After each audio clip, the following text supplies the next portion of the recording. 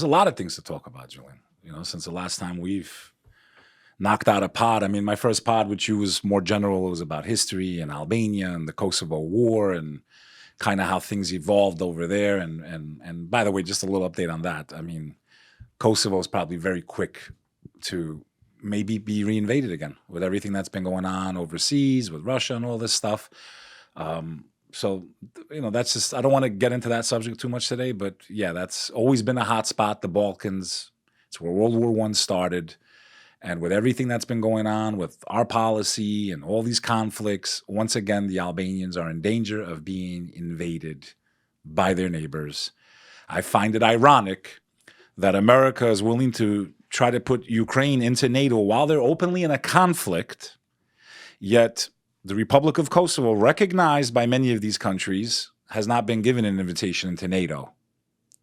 Makes absolutely no sense. Most pro-American people on the face of the planet.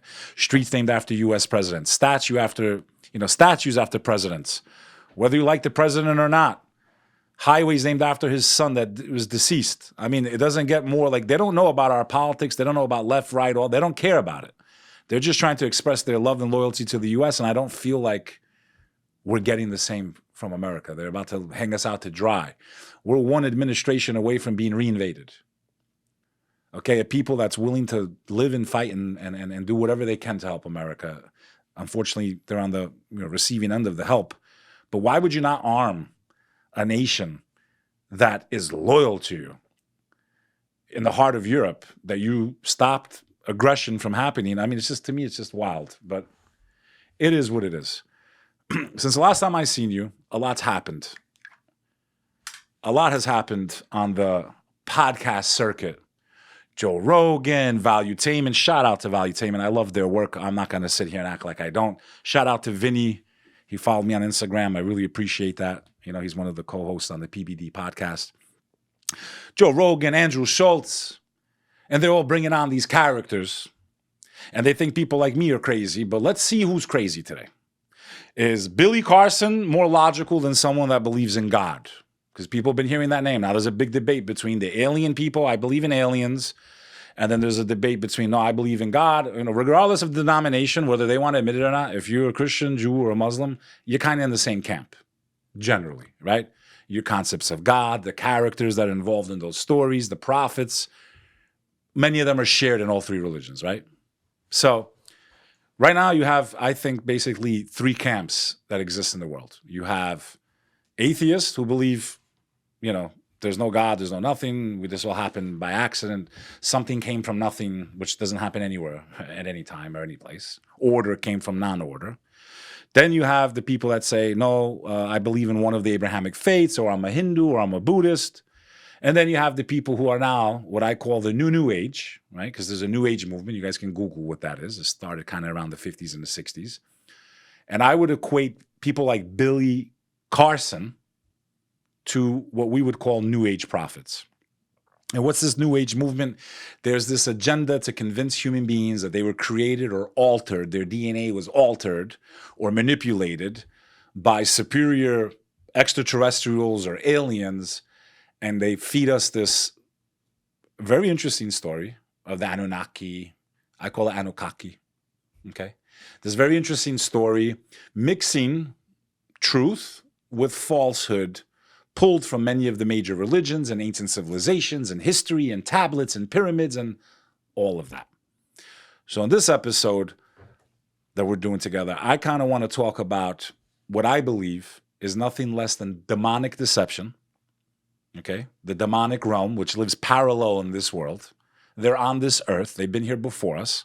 I'm going to explain who these beings are, how human beings have been working with them for thousands of years, as far back as Babylon and all these stories of the Sumerians that Billy Carson loves to tell, how some of the most important scientists in the world were doing nothing short of demonic rituals and black magic, and that where a lot of this is coming from is literally from demonic inspiration, the demonic realm. That there are no aliens in the way they want us to believe in Hollywood, the way they want us to believe these speakers like Billy and this guy and Terrence Howard. And again, more power to you guys. I think it's more about the money with those guys than it is actually about telling the truth and all that stuff. So if you're into the whole alien discussion and you're into, theology and demons, I'm going to give you my perspective on what I think's been going on and what's happening and what might happen soon. First, I want to start by stating I don't claim to be the wisest scholar in the world and I'm only right. Anyone that acts like that is not a true scholar. We can always learn more. The wisest one is the one that says they know nothing. And I want to see what I can learn or what I can read or study. Anyone that thinks they know everything, I would say that's a red flag in my opinion. In any event, it doesn't mean you don't have experts in certain fields. And a lot of these people's lectures on these shows like Joe Rogan are very well crafted and interesting. And of course, they're going to get views. And I mean, it's a fascinating subject. But I want to show people that believe in the Abrahamic faiths where this deception is and what I think is actually happening. Okay. There's a lot there. Go ahead. We're going to get to everything in your list right there. I want to accomplish that today. Let's start with the deception, because I think part of it is we're looking at it from the lens of there's been a lot of talk over the last year and a half, 2 years in particularly about aliens and UFOs. It really blew the fuck up online. You have a lot of speakers coming out and even from the government, ex-government people coming out and talking about Stephen Greer, Terrence Howard, right? Famous actor. And those people all too. types of people. Right. Okay. And so in some ways it feels like it's almost being thrown in your face a little bit. My question is, why has it always been there though at all? Meaning really since you want to say the 50s or 60s, it has been a big conversation, at least in the background among people who were like, wait a minute, there's something beyond this earth. So why do you think it's all a hoax? What's the evidence there? So it's not a hoax. There's truth mixed with falsehood here. There is so? aliens in one concept, right? There's aliens of us not understanding the spiritual world. Us not understanding things that are alien and foreign to us, but not the way they're telling us. Guys, if you're still watching this video and you haven't yet hit that subscribe button, please take 2 seconds and go hit it right now. Thank you. Okay. And yes, you're right. Since the Roswell incident and all this stuff, right? And World War II after all that, and right. But I think we can both agree. I mean, I'm 42 years old almost. And oh my God. In the last 2 to 3 years, it's been more prevalent than ever, right? Yes. The Space Force, the this, the that, yes. All this stuff is being thrown at us. Movies, everything, right? Which should be the first thing, why all of a sudden do they want to tell us that these things exist and declassified documents and this and that? And many of you agree that there's something very wrong with the world we live in. Not getting into the politics of it, but there's something very wrong in the world that we live in. The way things are operating at the age, 20, 25, and a lot of things don't make sense, in my opinion. Okay, when we look at the breakdown of family structure, society, you could say it's a shift. There hasn't been shifts like this. I don't think on this, it's like almost every single society is becoming exactly the same. How so? Well, turn on K-pop, right? Koreans, that's not traditional Korean music. They're imitating American music. And but that's high-end pop culture, no? But what I'm saying is, culture is very impactful, right? Sure. The masses, that's what they follow. That's what they imitate. That's who they dress like. They think it's cool. Right now, the most viral person we're talking about in our nation is a girl that's talking about being on OF. Hak2. Hak2 is spit on that thing, baby. Let's I don't even know the story, but I've already heard about this. I haven't seen anything of her stuff yet, but I'm already She's great. hearing about this You'll stuff. like her. I'm not knocking, but what I'm trying to say is, look at where we've fallen spiritually, moral-wise, morality. Okay? This is a country that when I Dream a Genie came out and she was showing her button, her belly button, there was protests because they're like, wait, she's showing too much on television. Now what do you see on... You're seeing things on TV today that if you would have seen when you were 10 years old, it would have been classified as rated R. Yes or no? Yeah, I would agree with that. Okay, now you can sit here and say, well, they were old-fashioned. Or no, you could say that's how far off the reservation we've gone, okay? As far as morals, ethics, what's right, what's wrong. We can all do anything, right? But there's got to be some limits when certain things, because there's impacts. People wonder why the divorce rate's 50, 60%. 70% of children, 60% of children are being born out of wedlock. Then we wonder why we have all this violence. Because it's all linked to the sexual revolution of the 60s. Okay, people want to go, what was the effect of the 60s and the hippies going like this? By the way, very new age during that time, right? The hippies, the whole smoking, the acid, right? That was all New Age inspired, Yeah. okay? What I'm saying is, because of that promiscuity, okay, just bang anyone you want, doesn't matter. You're just having fun. It's just two adults. No, there's consequences to everything we do. And the consequences is, look at what happened to the family structure. Look at what happened to morality. This violence of a child picking up a weapon and just going into a school, okay? There are other variables there, though, you would Absolutely, agree, right? but Yeah. most violent crime is committed from children in a single-parent home. Yeah. That is a fact. Let's Google that. I'm pretty sure I've That heard is that, a though. fact. Yeah. So fathers and mothers ain't together. The children are being raised by the internet, by pop culture, by music. And again, call me off. I listen to hip-hop my whole life. I'm friends with some of the biggest hip-hop artists in the world. It doesn't mean I support all their work. A lot of days it's just for them to get a bag. You know what I mean? Yeah. Okay? But what are they teaching their people, bro? And it's not just hip-hop. Rock and roll is guilty of it. You can find filth in anything, okay? Kill a fucking baby. What are you putting into your psyche? What are you putting into your mind? What are you teaching yourself to think? Music is a very powerful weapon, which is related to this conversation, by the way. We're going to bring that up too. Okay? We're kind of off course here, but what I'm trying to state is that morality-wise, when we're wondering what were the effects of the sexual revolution and it's okay and, you know, X-rated videos and all that stuff, the studies are out now. It's been happening for the last 30, 40, 50 years. Okay? Where women now think, okay, if I jump on an internet site and show everything off and do this and do that and I'm going to have a normal life, then why do they have such a high rate of taking their own lives? Okay? I can probably name 30 in the last 3 months that have either overdosed or unalived themselves. Okay? So there's always a consequence to every action we take. Sometimes we don't see it till further on. Right now, we're starting to bear the fruit of what our grandfathers reaped in the 70s as Americans. Okay? In my humble opinion, we've gone so far off the reservation, we have lost our minds as a society. Okay?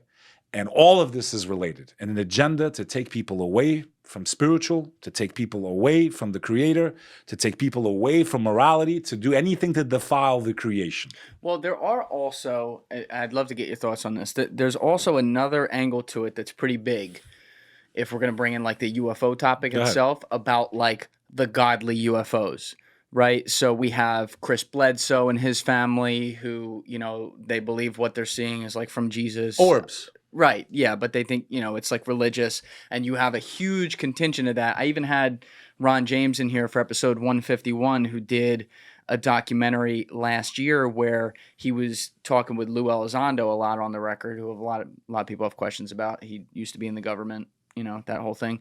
But Lou was telling him that there was an enormous contingent within the Pentagon who also believed that this was a religious thing and therefore didn't want to touch it.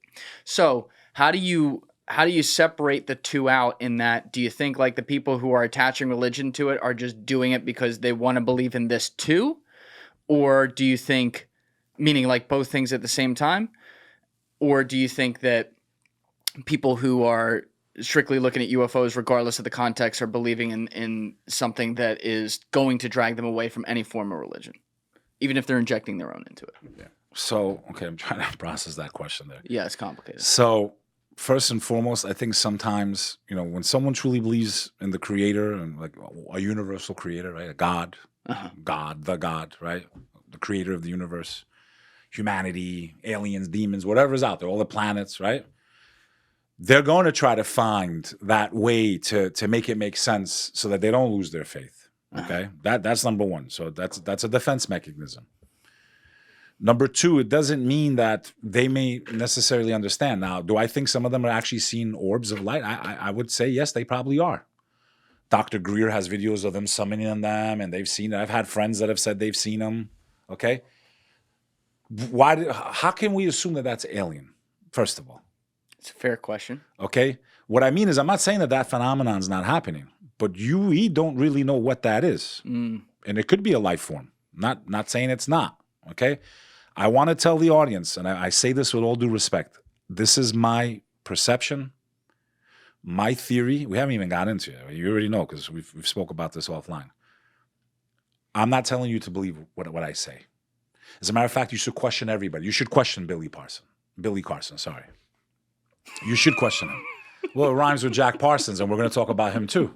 Right? We're going to talk about Jack Parsons. I think we're gonna have to get Billy on here. He's got to have the opportunity. To Well, yeah, I'd love to this. see. I'm sure he's had a lot of time to prep these amazing fables he's telling people. But people could say the same he thing goes about. a little far for People could say a little bit the same thing about religion. You believe in a guy that walked on water and brought people back from the Right. dead. Okay, so Right. I got to be fair to your audience and respect common sense and intelligence. Very fair. If I'm going to believe in that phenomenon that a man named Jesus, in English, that's his name, walked on water and brought people back from the Right. dead, then who am I to knock someone like Billy Carson?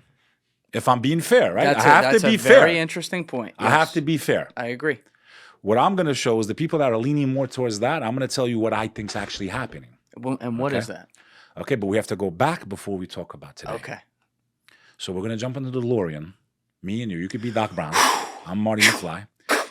We're going back to the beginning of humanity based on the biblical and Quranic explanation of how humanity was created. Which is like 90% into what we got to right now. The story of creation. Okay.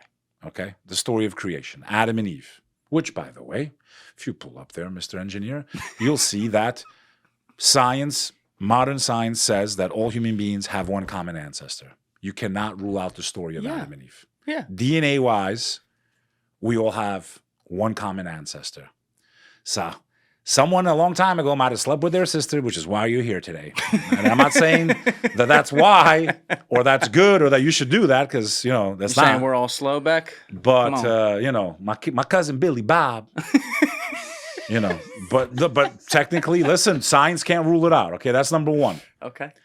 But I'm going to, you know, and I want to be fair again, like I said. So I'm going to take from the biblical and the Christian and the Judaic Please. historical, Yeah. right, context. Please forgive me if I make a mistake. I'm not perfect. I'm not God. I don't claim to be a genius like some of these guys going on Joe Rogan. I am just going to take basically what I've looked at my entire life and say, here, I think I see smoke, and this what might be what's causing the fire. All right. Okay? Fire away. Now, keep in mind that all three of these religions were not started in the English language. Aramaic, right? So when you're dealing, and that's what I went viral for, right? That first video I did on the Danny Jones podcast, shout out to Danny Jones. Yeah, January 2023. Yeah. That clip, billions of views. Right now I'm viral for tampons. That's a whole other story. But I'm literally viral for tampons. If you go on my Instagram right now, I have I sort of got like 10, 20 million views in the last 3 days.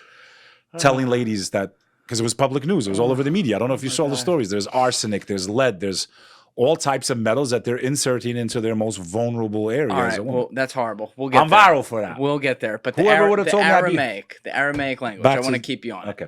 So those religions came down in the Semitic languages. The Semitic languages are Hebrew, the language of the Israelites, Aramaic, and Arabic. And there's other Aramaic languages throughout Africa, but these are the core, right, the most common Sure.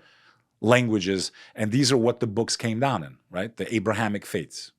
Now, the reason they're called the Abrahamic faiths is because Abraham, peace be upon him, blessings be upon him, was considered in essence the father of those three faiths because he gave life to the Israelites and the Arabs. They believe that, you know, that the Arab nation also traces their lineage to Abraham, okay?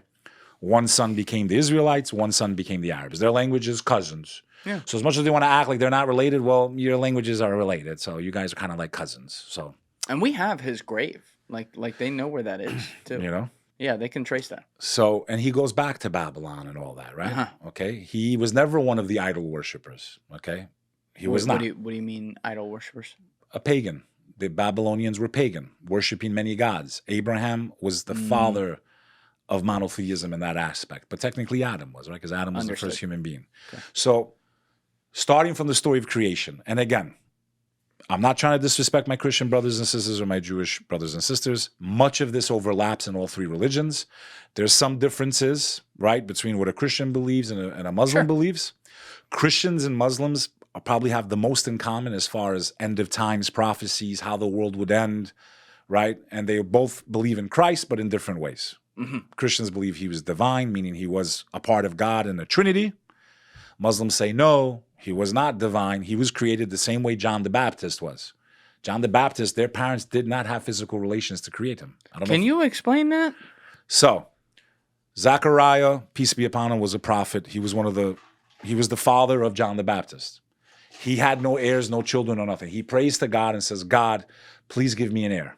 The angel Gabriel appears and tells him, your prayer's been answered by your Lord. You're gonna have a son. So wait, JB happened without sex? Without sex, yes, look it up. It's in your history. Okay, John the Baptist was created. Peace and blessings be upon him. Muslims believe in John the Baptist. No He's mentioned shit. by name in the Quran. So this is what I'm trying to say. And remember, all of my work in essence is to say, listen, you had wars between Christian factions throughout history. You had the Huguenots fighting the Protestants and right?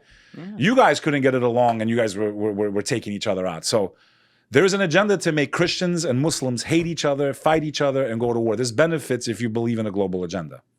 And I'm fighting against that. I want to show people, listen, we may not agree on where some of these players are put into place, but in essence, we have the same common goal: to believe in a creator, to have morals, to have family structure in life. Me and you are not going to agree. Catholics and Protestants didn't agree. Mm-hmm. They got more in common than anyone, okay? Yeah. All right? And they went at it for how many years, back and forth throughout France and Ireland and this, massacring each other. That's right. And then you want to talk about Christians and Muslims? Like, guys, same thing, Sunni, Shiite, right? Oh, yeah. Very different in some ways. There's a common denominator here. But in essence, the common denominator is none of you are following your faiths.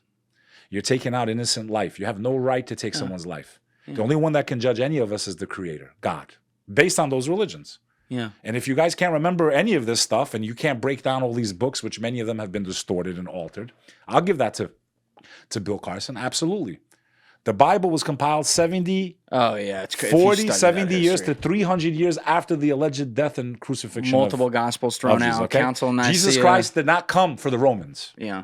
So my personal take on that, guys, and again, that's not what this is about, but just for people if they're wondering, my personal take is they mixed it with Roman paganism. That's where the Trinity, in my opinion, that's where that comes from. Yeah. Okay? They had a godhead called Mithra. The first followers of Jesus Christ were hunted down and massacred. This is a fact of Christian history. Yeah. Most Christian scholars will admit most of the first Christians never called Jesus God or the Son of God. That's another historical fact. You can look it up. Yeah, can we look that up? Okay. When you say those followers, who are you referring called, to? What are they called? The Ebionites? disciples? Ebionites, I think their name was. They were the first followers of Christ, man. Jesus. So you're saying after he's dead, the people who were just after his alleged crucifixion. It's alleged. Muslims believe Jesus never died on the cross. Really? They believe the one who betrayed Jesus was the one hung on that cross. So Judas. We don't know if it was Judas. We know he had disciples. We know that he was betrayed. It also makes sense if you think about it. If God is a part of a Trinity, Jesus Christ is one of three. God, the Father, and the Holy Ghost. Right. And then some denominations say he's God, right? Protestants, evangelical, they say he's the Lord himself in the flesh. God came down, right? You ask Catholics, is Jesus God or the Son of God? They'll say he's the Son of God. Okay, so say a Hail Mary for me. Hail Mary, mother of what? Mother of what? God. Mother of God. So then is he the Son of God? Because if Mary is the mother... Well, it's Hail Mary full of grace, right? Yeah, and then the next verse is Hail Mary, mother of... Mother of God. So is he the Son of God or is Mary the mother of God? Like, that was my issue. Nothing against Christianity. I love Jesus Christ with all my heart. I believe he was just another prophet in the chain. John the Baptist was created the same way Christ was. His parents had no physical relation to create him. Yeah, did we get that, Alessi? Okay. Yeah. So John the Baptist, no physical relationship.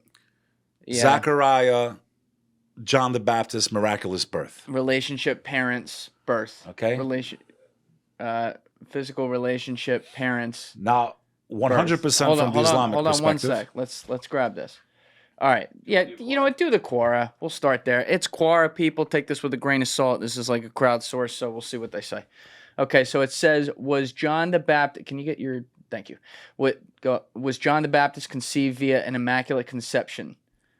No. However, there is a pious tradition that he was freed from original sin as a 6-month-old babe in the womb when he leapt for joy on hearing the voice of the Blessed Virgin Mary bearing the recently conceived Christ. That would explain why Christ says, no man born is greater than John the Baptist. Go back, Alessi. See if we can get like a real... Go back.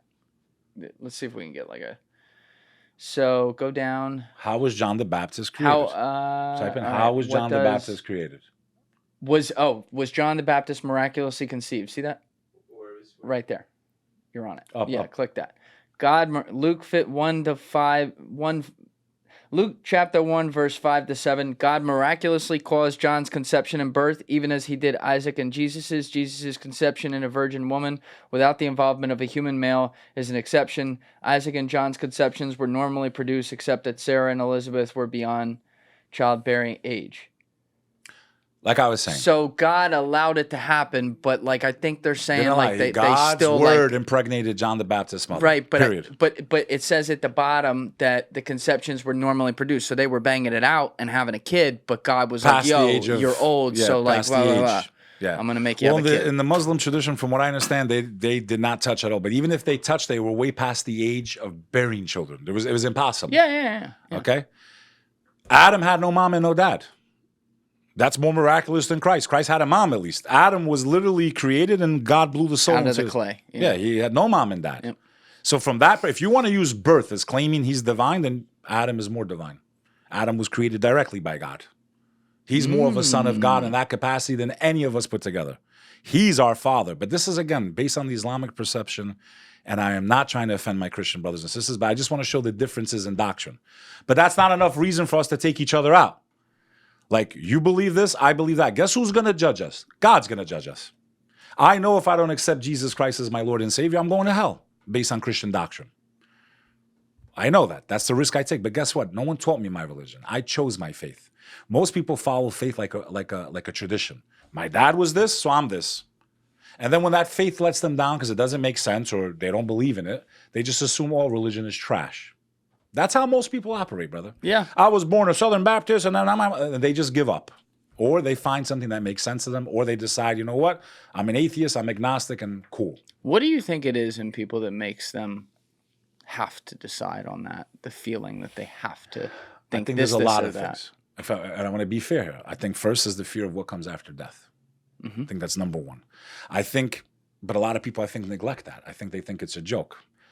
Most of us get prepared in this life for everything we do. You didn't just start this podcast overnight. You had to get a YouTube channel, register an email, buy cameras, learn how to cut up video. Like you didn't just start making this show that has 600,000 subs on YouTube.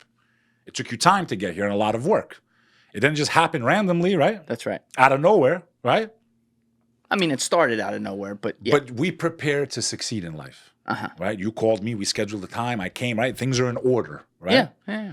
We do this throughout our lives. If we want to have a better chance of success, survival, human beings have been doing this from day one. I lift weights to get stronger, to be more healthy. I contribute money into a 401k, not knowing if I'll ever see the age of retirement. I don't know if I'll ever make it to retirement, but I'm putting money away that I could use right now in my life. Hope. So that if I get to retirement, I'll be prepared and survive in retirement. How many people pass away every day that never got to cash in their 401k? A lot. Okay? Yet you'll prepare for a day you're not guaranteed. Yet you're guaranteed to die. And none of you ask what comes next. You're not really concerned. You're not going to... How do you know? Because everything sounds like a story and a joke. And most of you haven't done any research. Let's be real. If we're talking about religion as a whole, I'm not even saying which one's right or wrong, on my opinion. You know, just in general. Every society in time, from the beginning of time to now, Sumerians, this one, that one, Hades of the Greeks, right? All believe in some type of afterlife. Every single last one of them, okay? Every ancient civilization, the Mayans, the this, the that, they all believed in some type of creator or creators and a consequence for how you conduct yourself in this life. That's right. So basically 100% of all societies had some form of afterlife story with serious consequences that come if you don't find the truth or salvation or whatever. If there's even a chance that any of them could be the truth, you're going to leave that to chance? If there's really an eternal fire waiting for us, okay, maybe there's not. How do you know? Now, in this world, when the landlord knocks on your door and says, hey, it's May 1st, the rent's due, I didn't know. Well, guess what? They're going to evict you. Right. Because I don't know doesn't work in this life. Well, they do auto pay from my account. But you get my point. If you don't pay the rent, you can't say, I didn't know that the rent was due. You know? I know. The same way in this life, in the next life, if there is one, I didn't know ain't going to get you nowhere. Well, here's the thing. I agree with the premise of your answer there. I just want to know your opinion. We're on a similar wavelength as to why people get so, I have to think this or that, because it is about like what happens when we die, because we all know we have that in common. But I think that, you know, at least I'll speak from my perspective here. In living my life, I'm humble to what I don't know, right? I have some information in That's ancient important. texts, right? Yeah, but I have information in ancient texts. You already very well outlined some issues that could be with those things, and it exists across all of them, so they have that in common.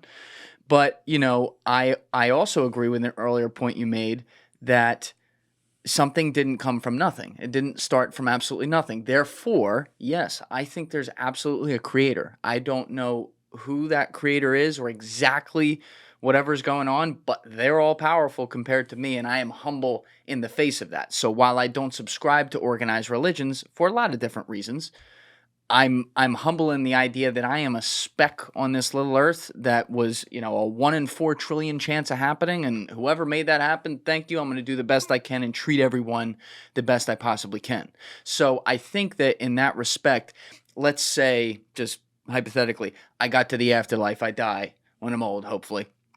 And, you know, they say, "Oh, sorry, Islam was correct. You didn't believe in that. So listen, I know you donated like $1 billion to these people over here, fed the hungry, but you know, sorry, go fuck off."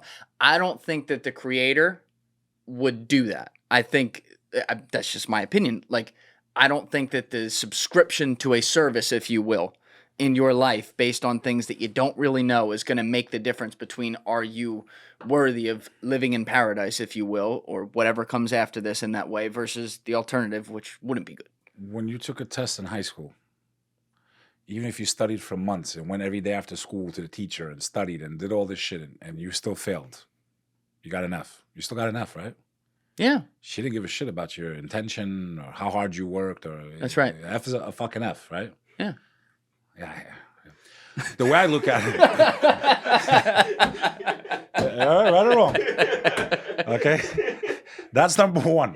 Number two, I think that creator, if that creator did send guidance down and did send knowledge down and didn't send people, and I believe this creator did, okay, and we spend our whole time on our cell phones going like this, when I could have used it the other way to seek knowledge.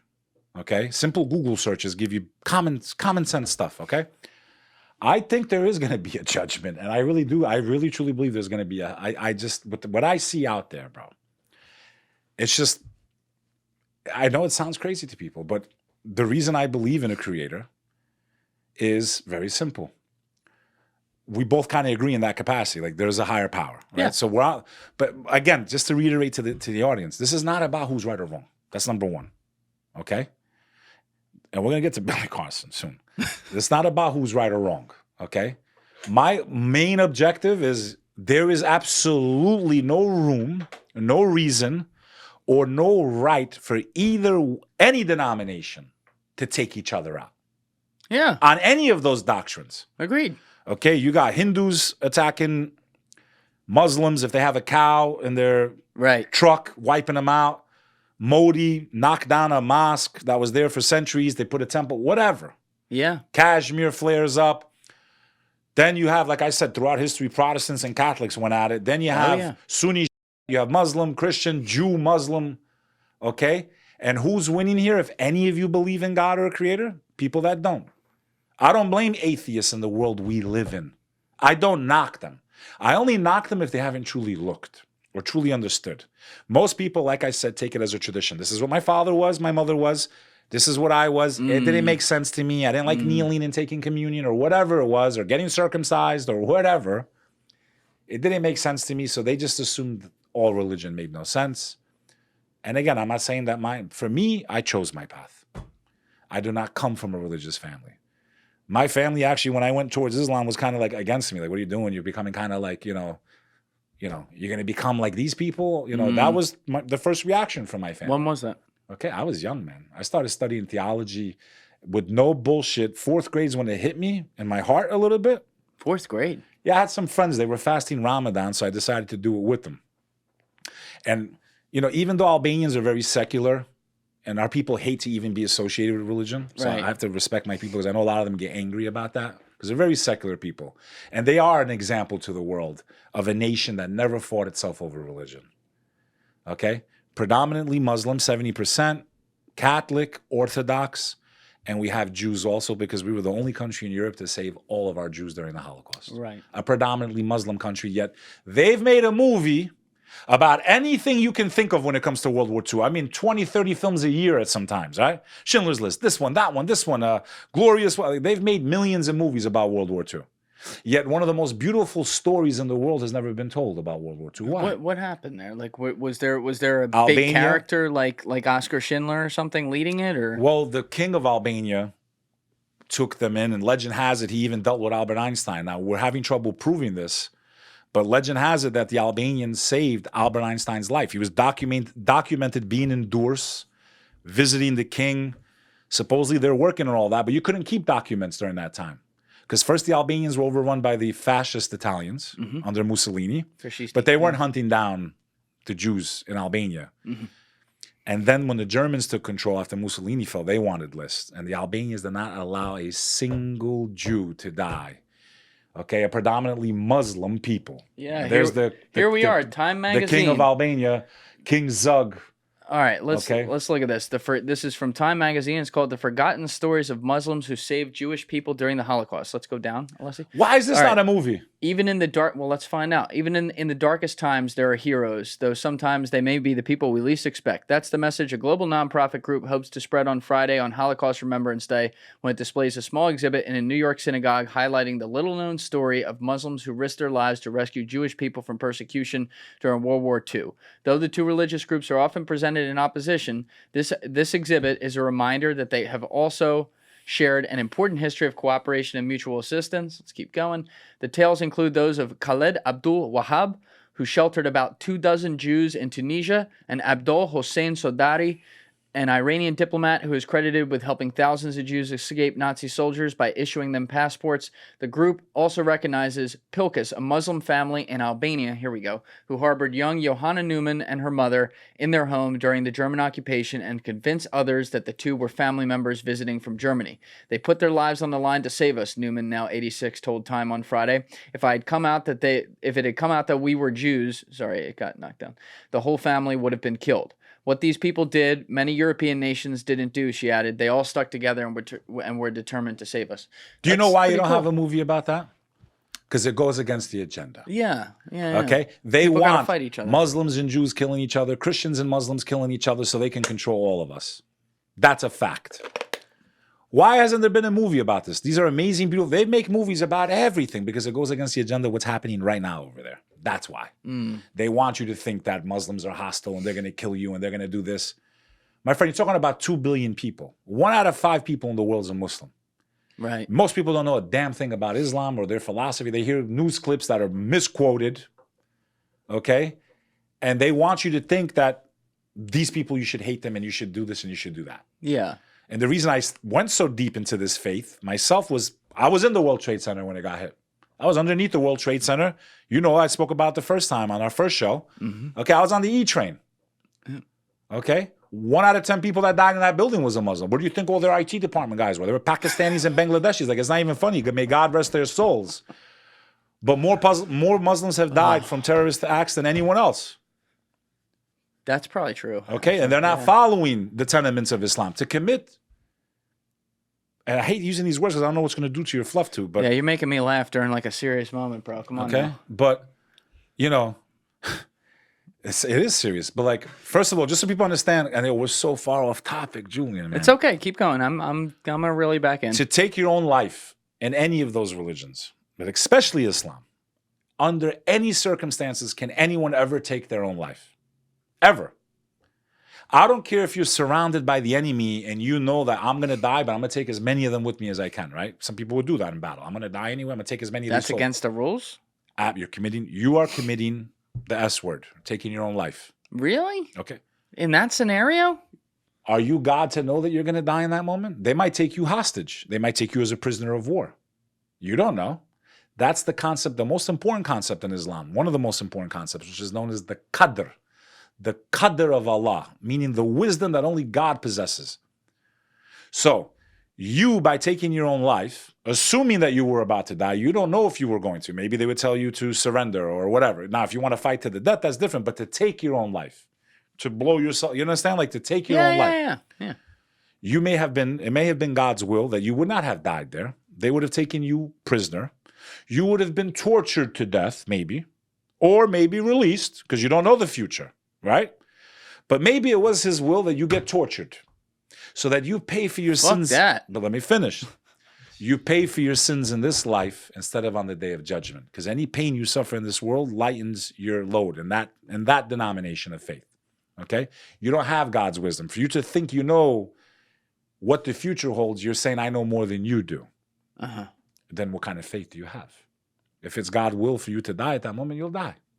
Or you won't. But you can't take your own life. To take your own life is to turn the test over. You have the right to take your own life. It's just like when you take a math test. You have 1 hour. Teacher says you have 1 hour, Julian. You're like, you know what? Fuck you, but 5 minutes. You just turn it over. You have that right with your soul. Yeah. You're telling the creator, I'm done with this simulation. Because that's what this world is. This universe is a simulation created by the creator. I'll give that to... When they use these words, that's why I say they mix based on the Abrahamic faiths. You're mixing truth with falsehood. Yes, we are in this dimension that God created. There are many but dimensions. you called it a simulation. Well, think about it. Which is interesting. It's a test, right? God designed. If he created the universe, what's the difference between me or making a computer program? I mean, he created everything, right? He created the universe, the laws of gravity. Meaning he pre-programmed, like when I... And I'm not saying like a computer, but I'm saying like, he created this existence. But when I create to his Madden, parameters, the game Madden or something like that, right? I'm going to give Patrick Mahomes a 99 rating, and then I'm going to give a third-string quarterback a 60. So I'm assuming that's a reference to like Joe Montana, because I haven't watched sports in 20 years. All right, no problem. That Patrick guy's like Mahomes, a Joe Montana today. He's way better than Joe Montana. But like, he's got 99. A third-string quarterback has like a 64. Meaning it's pre-programmed that guy, no matter how good a player you are with your controllers, he's curved to suck more. So in your I used to play idea, NBA games in the old days on Sega and all that shit. So, Sega Genesis. Anyway. Jordan was better than the guy. How old are you? I'm 42, man. You sure about that? I don't watch sports like that, man. And I'd rather play sports, which I don't play a lot anymore. All right, but hold on. Staying on topic. So in that situation, are you saying like the simulation that God creator would create would also have that curved? Meaning like, on the goodness scale, Osama bin Laden is maybe marked a 54 and versus, some like saintly person is marked a 99. As much as we think we have... Can't believe I gave Osama 54 points. As much as we think we have free will, we do. But we don't have control the way we think we do. I believe our souls choose their path, before they're even created, whether they're going to be righteous or not, in my opinion. Our souls choose. And God inserts people. Could you control what family you were born to? No. You could have been born 200 years ago. You right. could be born 50 years from now. So you had no say over where you start. Maybe karma exists and I was born 200 years ago. Yeah, some people believe in that. I'm not the one of multi-lives. I believe we're eternal. Okay. As beings. I think you are who you will always be. But you don't have control over your trajectory, like when you came into this world, okay? To who you were born, right? I believe that's a part of the wisdom of God, where he inserts souls, their timelines. But I believe humanity, the only free will we have is that, listen, there's things that happen to us that we have no control over. Would you agree, yes or no? Absolutely. I could have been this is why the law of attraction is a joke, okay? It's a fucking joke. And I'll tell you why. It's not a law, first of all. I could have been the most positive human being in the world and lived in Syria before their civil war. Okay? I could have been the most positive human being in the world. Okay? The war erupts overnight. I lost everything. My family got killed. I lost my bed. Did I attract that? No. I was the most positive human being you could be. Unless in that scenario where you just said the person, not that I'm agreeing with the law of attraction, but just a little devil's advocate. Maybe the person who's so positive, the next day, if they lost everything, they looked at it like, oh my God, I'm still alive. I gained life in the middle of such... You see what I'm saying? Yeah, people can change the perspective. I agree with that that's called positive thinking. Yeah. Okay? That's different than saying you can attract and you can manifest. To make people believe they can manifest and that is to make you godlike. It's also another way to take people away from the creator. The secret, I'll tell you what the secret is. It's demonic. That's what the fuck it is. It's demonic. Like the book, The Secret? Yeah, that's the secret. The secret is the people behind that are demonic. You call it demonic? 100%. To convince humanity they could fucking manifest things out of... Do I believe that by being positive and staying positive and Doing positive to others will bring back good? Absolutely. But there's no guarantees. Some of the greatest people in the world have had some of the most miserable lives. Yes, there's no such thing as a guarantee. So it's not a law. Just using that word is deception. Yeah. Okay? Do I believe But to call it demonic, and I don't agree with The Secret, to be clear, but like that seems like a little bit like... I don't think you can just manifest. And human beings, in my opinion, we don't create the way the Creator does. We're using a table, right? Yeah. Now, a human being took it and nailed it together. Yeah, me and Danny Jones. Or made the machine that did this, right? No, we made it. Okay, but did you make the wood? No, we bought it at Home Depot. But you didn't make the wood, right? Right, a tree did. You didn't create the metal that made the nails, right? I don't think so. So what I'm saying is to create out of nothing. That's the truly out of nothing. Create material. You know? We take what he allowed us to have and shape it and change it and alter it and use the imagination of the brain that he gave you to see these things and do these things. Bravo. Okay. Okay. In that aspect, if that makes sense. Yeah. The only true creator is the creator. Because if we're created, then even our dreams and our wildest imagination is something that he designed us to have. Therefore, you're saying, if I'm understanding this correctly, to bring it back to the point, like manifestation itself is saying we are creating from nothing, which would mean that we are on his level, which doesn't make sense. People believe like they have these coincidences. I think the demonic realm feeds that type of stuff too. If I believe this will happen, I think they can interfere. And we got to go because we started at the beginning and we kind of left it off. Yeah. I want to delve into the fact that we live in a universe, okay, in this multi-dimensional universe, that there are other living species in different dimensions that are interfering and attacking our dimension. That's what this is all about. Who are those species or beings? In the English language, we use the word demon, but the English language, as I explained earlier, does not do justice to the Abrahamic faiths. Okay. Some of these demonic entities have been reincarnated as pagan gods in other religions, previous civilizations, and the newest attempt to turn these demonic entities into something is this new age movement of convincing humanity that there's these superior beings that created us or they altered our DNA. Okay? That's the newest devil's trick. The greatest trick the devil ever played wasn't to convince the world he doesn't exist, was to convince the world he's an alien. An alien? That's one of my theories, and I'll explain where I get it from. Okay, please. First, we go back to the story of creation that we started half an hour ago. So, from the Abrahamic faith, whether you're a Jew, Christian, or a Muslim, you believe in Adam and Eve, that God created two human beings. They used to live in the heavens, and they fell from grace. They were cast down. Okay? But long before God created Adam and Eve, the first human beings, there was already another species. There was multiple species on this earth. Okay? Long before the Babylonians, Billy Carson, Jack Parsons, we're going to get to his ass too. Arson for the soul is what they're teaching people. Okay? Long before humanity ever existed on this earth, based on the biblical and Quranic traditions, the Torah, there were other species that God created before us. One of those species is the angels. Angels are a creation created by God that have no free will. They can only do what God commands them to do. And they are described as being created from some type of light. Okay? So maybe those orbs you mentioned earlier could be. Maybe they're seeing angelic forms. I don't know. I'm not going to sit here and try to act like I know everything. But we know that the angelic realm, that dimension of creation, lives amongst God's kingdom. Okay? And we also know that they are in our world and that they can even come down to test us and all this other stuff. But they cannot do wrong. And this is another place where the Judeo-Christian and the Muslim traditions kind of go this way. The second type of creation is the demonic realm. The English language does not do this creation justice. They are known in the Arabic, Hebrew traditions as the jinn. It's where the word genie comes from.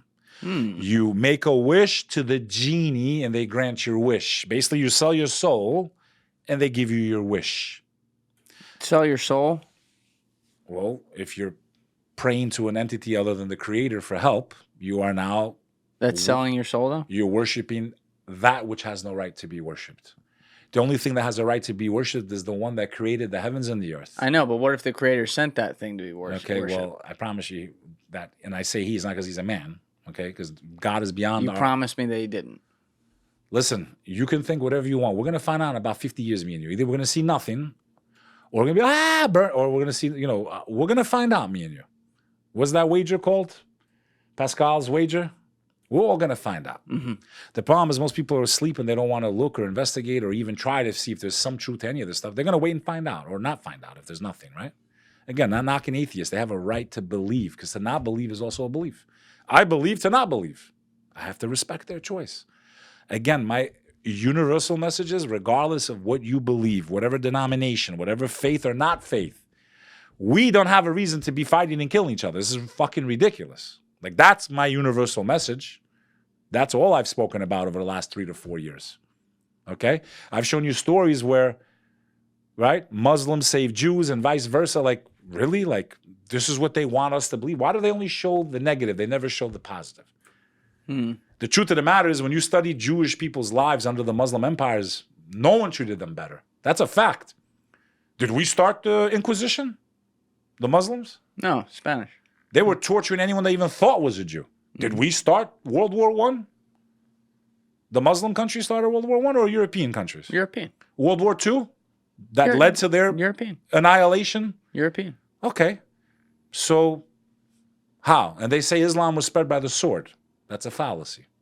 Who Why is says that? Spread by, and what do they mean? Spread by the sword? By force, by killing, by chop. Well, let's look at it. Was it really Islam or Christianity that was spread by the sword? Because the Muslims ruled Spain for how many years? 500 years? Yeah, I think 500 years they ruled Spain. Has Today that. it's the most Catholic country in the world. What Muslim army went to Indonesia, the most densely populated Muslim country in the world? There was never an army. There was never a war. Now, you want to talk about the Persian Empire. You want to talk about when they took over Jerusalem the first time. They didn't take it by force. They negotiated. They said, you're being charged this much tax by Byzantine. We'll charge you less and you can practice your faith.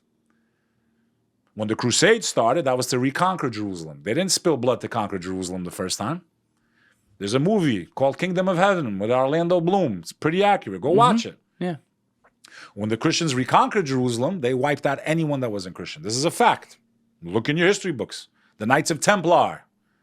Oh, yeah. Okay? And this is all connected to what we're talking Templar. about. But what I'm trying to say is that, and I'm not saying this to like agitate the Christian audience. My point is, they make you hate certain people. Look in the fucking mirror for once. I agree. Look in the mirror before you attack, because you're throwing massive stones and you don't even have a glass house anymore because all the windows have been shattered. It depends on the moment in time you're living and what conflicts are going on for what bias you're going to have towards what religions are creating violence. And the fact is, they all have done it. Are the Coptics being persecuted in Egypt, Coptic Christians? Yes. Absolutely. Are those Muslims following their religion when they do that? No. Absolutely not. No. That's my argument. Yeah. Were the Serbians representing all of Orthodox Christianity when they were blessing monks in videos? Go pull it up. It's on YouTube. Blessing Serbian soldiers before they go into Srebrenica and massacre 8,000 civilians. Yeah. Is that what... I never once in my entire life, my family was massacred by the Serbian military. Yeah. Many of them were blessed by Orthodox monks. Okay?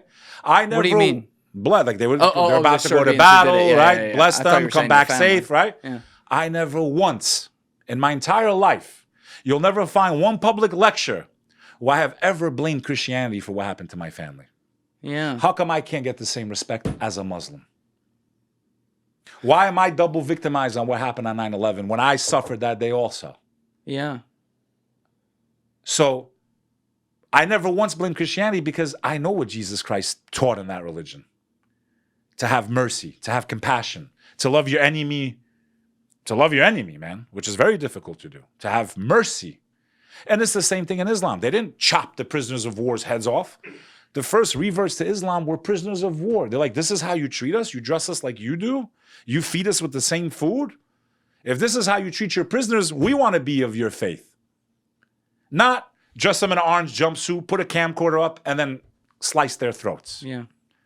And then they want to tell me that those are my people. That's my faith. No, that's not my faith. They do more harm to that faith than anything else. That's what ends up happening. And this cross-religious stuff, which is why I will always call Christians and Jews my brothers and sisters, period, is because this infighting of people that claim to believe in God, I don't blame the atheist, man. I think God's going to be mad at all of us for the way we treated each other, because you can't blame. Look at what they do to each other. Look at what's going on right now overseas, the country with an eye. Let's avoid strikes on your thing. What's been going on since October, you know what, okay? Who would ever want to believe in Judaism or Islam when you see the carnage, bro? Who? That's the Holy Land? Then I never want to see its fucking face. And that's causing more harm to people that believe in God than those that don't. Denomination, you're not God. You can make a mistake. You could be wrong. I could be wrong. I got to face God for that. You're going to face God for that if God exists. I know he exists, in my opinion, in my heart. There's too much evidence to prove that he is, scientifically, that he exists. But who am I to judge you, to be the judge, jury, and executioner? People saying good. I read comments and people are watching videos of airstrikes and going good to that's what your God teaches you? That's what your God teaches you? You call yourself a Muslim or a Jew or a Christian? No, that's not what God taught any of those religions. But he gave 10 commandments, brother. Before Jesus, before Muhammad, thou shalt not kill. I agree with you, Bek. And I also agree that a lot of these wars are completely unnecessary and sure, manipulated. Where's the weapons of mass destruction, bro? Where are they in Iraq? But there are also times where, and there's always some form of manipulation with war, but there are times where it makes sense. You know, I had Danny Hall in here recently, who is one of the greatest warriors in American history. I had him in for episodes 217 and 218. It was so long we did 2 episodes. And, you know, he won a Silver Star when he was in Iraq for killing a lot of insurgents. Basically, like I think there was 57 in the battle. He went down in one ditch himself with no arms, and hand to hand, 1 on 18, took out 18. That's what won him the Silver Star. I saw that. Yeah. So a guy like that, and he's such a genuine great guy, and he doesn't like take pride in I killed so many people. Like he's not like you know? He's not like that. But there is, if you ask him, he'll tell you on that field that day there was good and there was bad. And he had absolutely no question about where the good was, and it was on his side. So my question is, because we also talked about this with him, is do you think that war, though, is something that is it can realistically be expected to be eliminated from humanity when, in fact, humanity is so fucking flawed, regardless of whether or not they fight it over religion or not? War will be to the end of time. Yeah.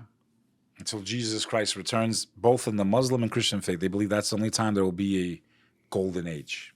So every generation Muslims believe that also. Every generation has to turn away from God then in some ways. So by your logic. So as far as conflict's concerned, I was never a fan of Saddam Hussein. Who put him in power? That's all I want to say. Who put him in power? Who gave him the money for all those arms when he was fighting who? Iran. Rumsfeld, like they're shaking his hand. I mean, come on, bro. Who put all these leaders in the Middle East in power after the caliphate fell in 1912, 1910, or whatever it was? Britain and France. Okay, when the Ottoman Empire. Who created the problem that we have right now in the Middle East? You gave one people their rights and their land. You left the other people that were living there, regardless who had it first. They're there, they're living. I don't care about who's right or wrong there. Both are wrong. Yeah. Both are paying the price. Yeah. And it will not end well for them either. They might win the operation. They've lost the hearts and minds of so many people that supported them before. Yeah.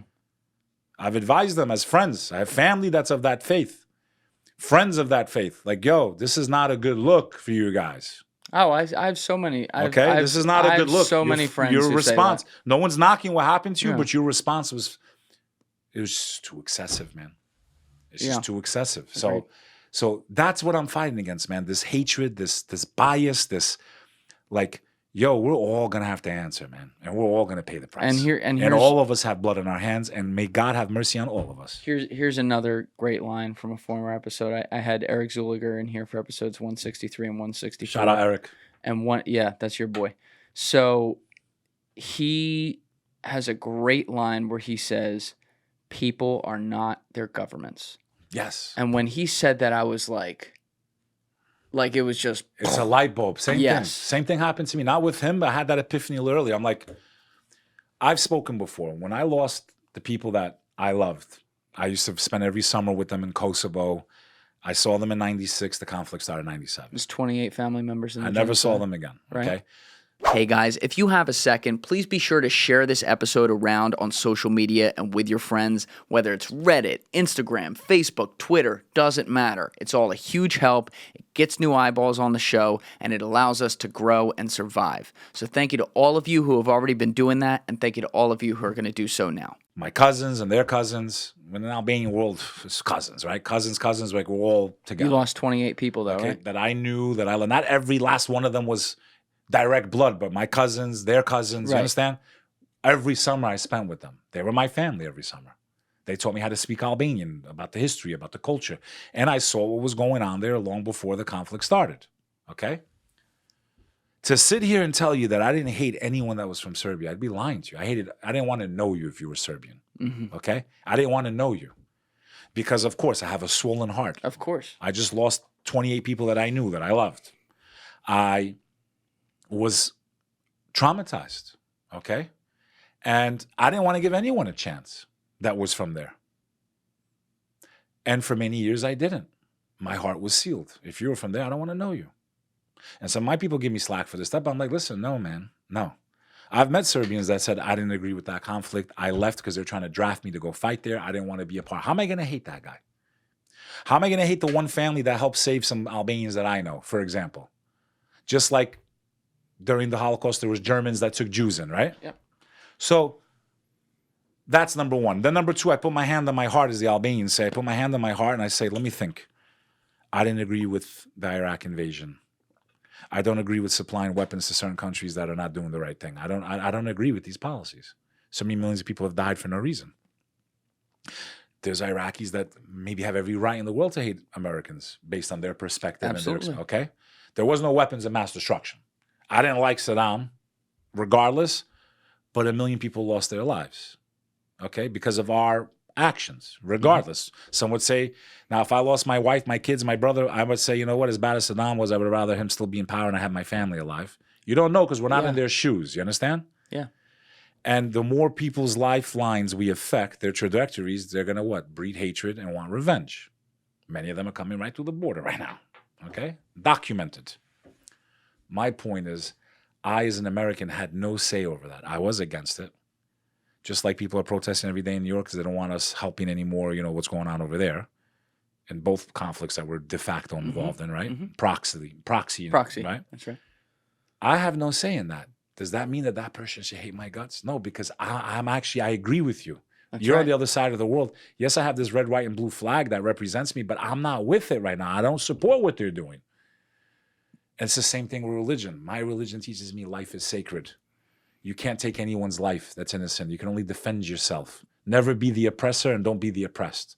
You have an equal duty to A, not oppress others, and B, if you're being oppressed, it's your duty to fight against it because it's your God-given right to live free.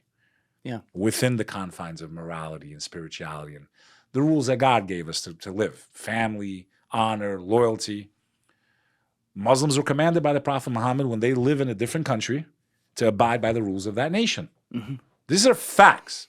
The problem is you want to watch a 2-minute YouTube video and then you think you're going to learn a faith that's thousands of years old in 2 seconds. And then you're going to make presumptions and this and that. And half the time you're talking to people like, no offense to Sneeko, okay? Oh, you can put offense to him. Okay. We don't mind. Well, I don't like to attack people. And I'm not, like I said, I'm not attacking Billy Carson like to say he's an evil human being. Sneeko's a different story. He may truly believe all that stuff, okay? That's his right. That is his right to believe. We were altered by aliens. That's your right, bro. I can't hate you for that. That's your right to choose. God gave you that gift to choose. I can choose. I can choose to sleep with women or I can choose to do a fucking donkey. You have that choice, okay? Doesn't mean it's right. Doesn't mean you probably won't go to jail for fucking, doing things that are against the law. You have a right to choose anything you want in this life. I can pick up this cup. I can drink. That made me cough, right? There's a reaction to everything. So It's literally water. This is kind of like the preface. I want to just the audience understand where I'm coming from. Yeah. I don't care if you believe what I believe. What does this have to do with Sneeko? Sneeko was a new Muslim, okay, Oh, God. and this is what I said in the beginning of this talk we're having, is that first and foremost, forgive me if I made an error. Number one, I could be wrong. Please cross-reference what we're about to get in, which is why I'm here. We haven't even gotten into it, because there's nothing more harmful than giving inaccurate information to people. Mm-hmm. It creates damage. It creates chaos. And I hope he knows that before you speak about your faith, unless you're really qualified and have the knowledge, if you give misinformation, you are held accountable when you face God, because you may have pushed people away from the faith with your inaccuracies. And you will be responsible, because that one idea, I've had people message me, your video about that, I actually started studying Islam because of it. I became a Muslim because of that, right? There's the positive and that aspect of spirituality. There's the negative, that because of you, I don't want to believe in God anymore. I gave information that was inaccurate or not said the right way, meaning people could understand what I was saying. Okay? People talk about the prophet's marriage. He got married to a 6-year-old, and they have no fucking idea what they're talking about. Zero when it comes to that subject. Yeah, what is that story? Like they try to say Muhammad. But this isn't what this episode was about. Yeah, it's okay, but go ahead. Okay, but Clear it up. Clear it up. Most common attack of the prophet's character. Okay, they have nothing else except he did this and he eliminated one tribe, like he wiped them out. Yeah, he fucking wiped them out because they had an alliance. There was one Jewish tribe that they had an alliance, because you have to put everything into context. Okay. He's living amongst the pagan Arabs. They believe in millions of gods. Okay. Yeah. He brings the message that there's only one God. This is the same message of Christ, Moses, everyone that came before me. We have to worship the one God. Allah.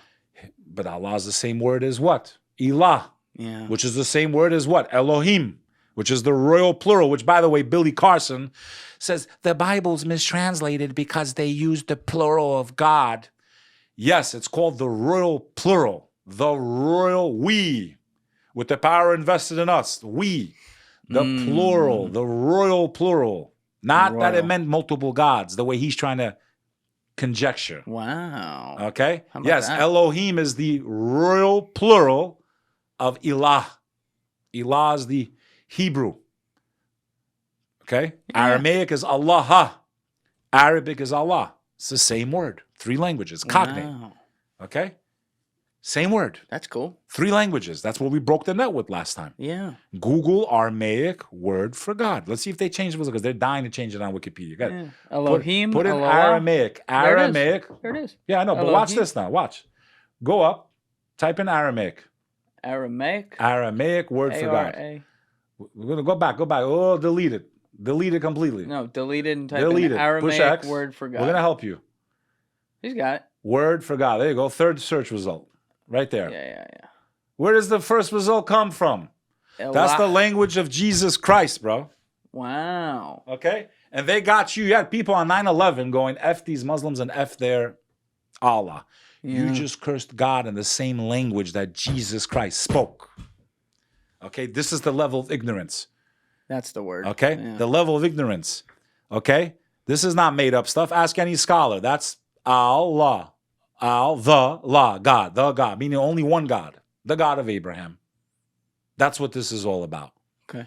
There are forces that are opposed to humanity that want to convince us to worship the demonic realm. This has been going on since the inception of time, since ancient Sumeria, Babylon, the Mayans, the Aztecs, the ancient Egyptians, who also performed black magic. These stories exist in the scriptures. I think those pyramids were actually created by this demonic race. By the demonic I race. think so. I think one of 2 things may have happened. Yeah, define that, please. Either A, through their black magic, they got knowledge, the same way Jack Parsons got knowledge. What is black magic? Just for people Black out there? magic is when you do rituals, sacrifices, all types of stuff to show loyalty to the demonic realm. And by doing such, they give you knowledge that you would not have.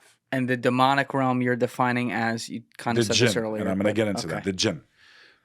We know during the time of Babylon, this was very prevalent. Okay, the same time periods this guy's drawing upon. Sumeria, Babylon. In Islam, type in Harut and Marut. H-A... And remember, I'm not Arabic, huh? I'm a white boy. H-A-R-U-T, right? I'm a white boy. H-A-R-U-T. And Marut? There you go. What's interesting is in the Albanian language, Harut means to forget. Okay. Marut means... I'm going to read this real fast. Like you're finished. All right, click that Pull first, that up click real that quick. first one, Alessi. All right. Man, we're going on so many Harut different... and Marut are a pair of angels mentioned in the Quran, Surah, chapter 2, verse 102. They are said to tempt humans... Surah. They are said to tempt... Sorry for my pronunciation. No, don't worry about it, but we're going to help you, white boy. They are said to tempt humans by teaching them the arts of sorcery, sir, in Babylon. Quranic exegesis, tafsir, explains that the pair of angels complained about human wickedness, a reference to Surah 230, whereupon they were sent down to earth to compete against humankind with regards to obedience. After they committed various crimes, they found themselves unable to return to heaven. God offered them a choice between punishment on earth or in hell. They decided for punishment on earth, leading to their situation mentioned in the Quran. The angelic pair is exemplary for angels in Islamic tradition to be tested and potentially fail. Furthermore, they are strongly associated with introducing sorcery to the world through Islamic culture. So they decided to take their punishment on earth, and in doing that, they rose their own demonic hell. I don't know if this is the mainstream view from the Islamic perspective. Again, Okay. I give all praise to God if I make a mistake, because you can cause more harm. That's the problem with someone like Sneeko or this guy. To speak without not... Keep that up. Why'd you close that? The next part's important.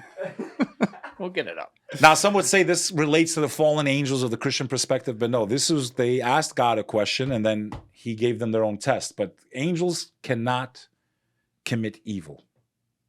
They were sent by God to test humanity. Meaning, during the time of Babylon, these two angels were like, hey, we'll teach you black magic, but it's going to cost you your soul. Okay? But it says the angelic pair is exemplary for angels in an Islamic tradition to be tested and potentially fail. Meaning you're saying they're doing the testing versus like they were tested sent and by they failed? God to test us. Meaning they were sent down during the time of Babylon, okay? Solomon too, to teach us, if we want to, at the cost of our own soul, how to perform black magic. One of the things black magic can do is separate man from wife. Put a spell. 100%. The evil eye. These things are real, brother. I know people... What's the evil eye? We'll get that, but this is too much for one. I think we need to do a mini-series. All right, it's okay. Because each subject in itself... each subject in itself is 1 to 2 hours. Literally, at least. I believe you, Bek. The bottom line here is, and if you scroll down... right there, Solomon. Read that. This is in the Quran. You want me to read this? You want me to read we're going this to talk verse? about Solomon. Yeah, it's very important to everything we're talking about. Solomon, this is in the Quran. The two angels are briefly mentioned as follows. Solomon did not disbelieve, but the Satans disbelieved, teaching people sorcery, and that which was sent down to the two angels at Babylon, Harut and Marut. But they would not teach anyone until they had said, we are only a trial, so do not disbelieve. We're only a test. Then they would learn from them that by which they could cause separation between a man and and his wife. But they did not harm anyone with it, save by God's leave. Permission. Okay. And they would learn that which harmed them and brought them no benefit, knowing that whoever so purchases, it has no share in the hereafter. They go to hell forever. Yeah. Evil is that for which they sold their souls had they but known. Wow. So in essence, and this is very similar in the Christian and Jewish perspective, during the time of Solomon, there was a lot of black magic going on. Yeah. Okay? And you could sell your soul and gain knowledge that you wouldn't have had. You would have some power on earth, but you lost the hereafter. So it would give you something, you're saying. It would give you knowledge that you wouldn't have. Wow. This is not as important, in my opinion, as what I think is actually happening. The demonic realm. Okay, this is separate. These were two angels that were sent down to test humanity. Yeah. There's also collaborating with the demonic realm, which is what black magic is. Right. Selling your soul, defiling, sex magic, which was performed by people like Aleister Crowley, Jack Parsons. Yeah. Okay, this is the reason we went to space, bro. Okay, satellites. Why they're up in the air is a man named Jack Parsons. Student of who? Aleister Crowley. What was Aleister Crowley doing? Black magic, in his own words. What did he paint a drawing of? What looks like a gray alien today if you pop the picture up, and we'll get it. This is too much. It's all right. It's all right. Just stay on track. Okay? Stay on track. Look at that picture, man. This is who Aleister Crowley. Show them who Aleister Crowley is. All right, okay? let's pull up Aleister Crowley's Wikipedia so that we can get some background here. And before I read this, though, real quick, let me ask you a hypothetical. It's a little bit loaded, but is it possible that evil people who, let's define this as evil hypothetically for a second, doing evil things, black Sinister sex stuff, magic, agenda, whatever, do those things, and they're not good people, and whatever's going to happen to them in the afterlife, that's up to someone else, right? But they also at the same time sometimes could end up being someone who's like extremely smart and leave some net good creations for humanity. Is that possible in your book? I always believe there's duality to everything. Yeah. Right? Like, I can use this phone for good or bad. Right. I can use it to wink one out, destroy my soul, or use it to seek knowledge. Yeah. Google things, read history, try to put missing pieces of things together, or learn a trade, or watch a seminar, or free will. Sometimes some of these things, music came from the demonic realm. Okay? Music came from the demonic realm. The devil was one of the chief culprits of that. What? Satan himself. And you mentioned, even Muslims use the word Satan. It comes from the word shaitan. All right, we're going to come back to Aleister Crowley. What do you mean the devil created music? I fucking love music. He brought music on the earth. But it's a beautiful thing. It doesn't mean it's all bad either, but I got to explain to you. So this is what I was trying to get to an hour ago, and we keep going off tangents. I hope the audience could keep up. And I hope they can too. I hope they don't. You're like a freight train, bro. Gotta let you roll. There's so many moving pieces to this. I It's know. a very broad topic with a lot of very important things. Yep. To kind of gather it all back in. When God created Adam, before he even created him, the devil, Satan as he's known, A'udhu billahi minash shaitani rajim, the enemy of humanity. Okay? This species lived on Earth long before humanity. Okay? Before the first human being ever existed, before ancient Sumeria, before any of this stuff, Billy, Carson, God had other creations on this earth. But now what's interesting to me is that from the Abrahamic perspectives, like, why was it always the earth being used as like this kind of like testing ground? There's so many other planets, right? Why, for some reason, he created that species? They were on here before us, long before us. The demonic realm. Now, remember, English does not serve the description of what these beings are. It doesn't translate well into English. Because we think demon, they're only evil. That's it. Yeah. Christianity tries to make up for describing them by saying, no, they're not all evil, they're fallen angels. But that's inaccurate. And I'll tell you why I think it's inaccurate. So I explained earlier, angels are creations of light that have no free will. Even those two angels, they couldn't do what they wanted to do. God made them go and test people if they want to learn black magic. They didn't say, hey, God, I'm going down to earth and I'm going to... No, he said, okay, you want to see how human beings are? Go down there, test them. They didn't get to do it on their own initiative. They made the choice that he allowed them to make. But there was no free will for them. They can only do what God commands them to do. The demonic realm was created from a smokeless fire. Some of the scholars think maybe some type of electrical current. We don't really know. We know that they're made from a smokeless flame, and we know human beings, based on the Abrahamic faith, were created from all the different soils of the earth. How do we know they're made from a The smokeless sand, flame? the No, dark not that. earth. Not that. But look at the races. The demonic realm. Look at their skin colors. Hold on, back They up. literally look like the colors of the earth. Back up. You got. If you're not gonna wear the headphones, if I gotta stop you for something, you gotta take my cues there. All right. How do we know that thing about? I don't even remember what you said now. The demonic realm. What is it? It came from smoke and fires. How do we know that? Smokeless flames. Smokeless flames. How do we know that? This is the description, at least in the Islamic tradition, of that species. We know a lot about them from the Christian and Judaic tradition. A lot of that overlaps also. But a lot of this was also given to the Prophet Muhammad also. More intense descriptions of what these beings actually are. What I believe is going on right now is nothing more than a New Age movement of the New Age to convince humanity they were created by aliens and not God. Their only goal is to lead us astray, period. Whether you're Christian, Jew, or Muslim, we all believe the same story. God created Adam and Eve. They were in heaven. But before he even made them, the devil lived amongst the angels. Now, the Christians say he was an angel and he fell. No, that's inaccurate.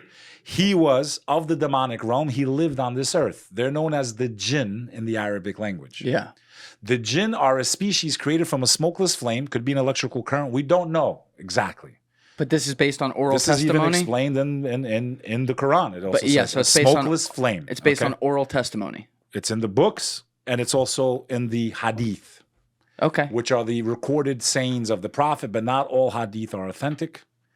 Because anyone that said they thought they heard the Prophet speak, they recorded it. Doesn't mean it's accurate. Okay? And to answer your thing about the whole marriage thing, but I don't want to go off into it, they never celebrated birthdays in the Arab culture. Okay? They never had every year, let's celebrate our birthday. They weren't a writing people. They were an oral people before Islam.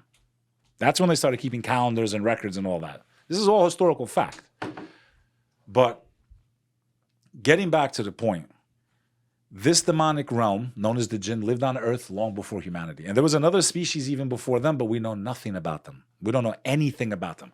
So as far as the Islamic perspective is concerned, there was 2 other creations on Earth long before humanity. 2 other species. Okay? They, like human beings, were not the first ones with free will. The demonic realm has free will. They're not all evil, because that word demon makes you think evil. Yeah. There's good ones, there's bad ones. They have cities, they've had wars, they've had conflicts. There's good demons? But see, the English language doesn't do them justice. The jinn, let's just call it the jinn. Okay. The species of the devil, they have free will. There's ones that believe in God and stay true to him, and there's ones that are aligned only with Satan. The devil, Satan, Iblis is his name in Arabic. Shaitan is how Arabs would call him. Okay? The shayateen are the bad of that species that are aligned with the devil. Okay? He was the best of them. So in this civilization that's parallel to ours, they're on Earth in a parallel dimension to ours. Okay? Interdimensional shit, bro. But it's not alien, it's literally spiritual. So are you saying that, like, hypothetically here, maybe I'm taking this too far. Do as far as you want. But that they may walk among us? They walk and fly amongst us. Meaning like they could literally be a person. They could literally be in that fucking globe right there, in your statue, if they want to possess the object. Right, yes. Or they could be a guy sitting right there. They can be in this room right now. They can flow through us like the blood in our veins. Are the demons in the room with us? Oh man, got to feel it out. Let me explain to you now. And there's a guy watching this right now, Danny Hoyos. Danny Hoyos. Remember how your TV exploded that day, Danny? Who's Danny Hoyos? He knows. I was teaching him about the jinn. He was getting closer to believing in God. His TV exploded right in front of us. I swear. It exploded. I shit you not. I shit you not. I've seen people start fist fighting because it's when you go towards God that they attack. When you're lost, they don't waste their time on you. They got you. But we're going out of order here, Julian. This is a complicated subject. Well, bring us in order, Bek Lover. I'm not doing the audience justice, man. All right. Do you want to go this Aleister Crowley stuff? We're gonna get there in a second, but let's finish what we started 3 hours ago, the story of creation. Yeah. That species lived on Earth long before us. Do you understand? Mm-hmm. They had free will. There's good ones, bad ones. There's all different types, and they're not like human beings. They have different capabilities than we do. They have longer lifespans than we do. Okay? We don't know how long they live, but they live much longer than us. They can fly. They can travel faster than the blink of an eye. They can transport material objects in the blink of an eye. And they follow us throughout our lives. Okay? So, as they were corrupt on the earth, they were spilling each other's blood. Okay? If they even have blood. They were fighting each other, wars, just like human beings, but they're a different creation than us. Mm-hmm. The devil, Shaitan, Iblis, was the best of them. And because of his righteousness on earth, God raised him to the ranks of the angels. He was never an angel. He lived amongst the angels, but he was never an angel. Once God created Adam, he blew the soul into Adam's body. And then the angels asked God, this story is also in the Quran, asked God, do you create another that will shed blood on the earth? And God says, I know that which you do not know. I have a purpose for this creation. The devil was so jealous, he thought he was going to have dominion over the earth, but God awarded the dominion to Adam and his followers. Mm-hmm. He declared war on Adam. So when God created Adam, he commanded all that were present to show respect to him, like to bow. Not the way you would worship God, but to show some type of like maybe a konnichiwa, the way the Japanese do it, or some type of bowing motion to show respect to Adam. And God said, the reason you bow to him is because I gave him knowledge. which was more because the devil's whole thing was, you made me from fire. Why should I bow to him? I'm made from fire. You made him from mud, right? And that's when this war started. This war began. You want to see an alien? Look in the mirror, people. If you believe in God, you're the aliens on this earth. We were the ones cast down. The funny thing is, Bill Carson says the same thing. We're the aliens, which is crazy, right? So on that peak, okay, Bill, all right. Me and you, okay, we agree on that part. But not that we were modified by aliens. Now, this interdimensional war started in heaven. The day Adam was created was the day that the devil didn't bow. Why couldn't he bow? All the angels bowed. Why didn't the devil bow? It's not because angels have free will. The jinn, the demonic realm, they have free will. He chose not to follow God's commandment. So all the angels, they bowed to Adam. He didn't bow because he was never one of the angels. But if there's now I'm getting a little bit meta Good. on this, but if there's a creator above everything who's responsible for everything, then the creator himself has to be okay with the creation of the demonic realm itself, no? He created the good and the bad. Yeah. Okay? And remember, he has knowledge we don't. There's a purpose for this. Is not by accident. None of this is by accident. To my understanding, he created all the souls that would ever be, and we chose whether we would be righteous or not. And we're inserted into this life based upon that decision before we even existed in this dimension. We have no recollection of what came before, because if we even saw God for 1 second, then we know heaven's real. Hell, well, if God knows everything, then why did he even create the universe? And why does he even need to let us live? Because you don't know everything. Because when you die, you will account for everything you did and the choices you made. So he can say, this is your record. This is every word you ever spoke, every decision you ever made. It's right here. Just like when you go to court in this world. We believe on the day of judgment, even your hands will speak against you. Your hands are literally going to talk. He made me do this. He made your hands, your feet, everywhere you visited, they're going to testify against you. So like God's social credit system? Okay. Basically. And what's funny is people go, well, how's your hand going to talk? Well, isn't it talking now, son? When you leave that fingerprint behind, guess what? That hand's testifying against you in court in this dimension, in this life. Your head, one piece of hair is testifying that you committed that act. Right. Your footmark, already in this world that happens. Is that far-fetched to believe that in the next life, your own hand will testify against you? No. Again, from the religious perspective. Now, the war started in heaven.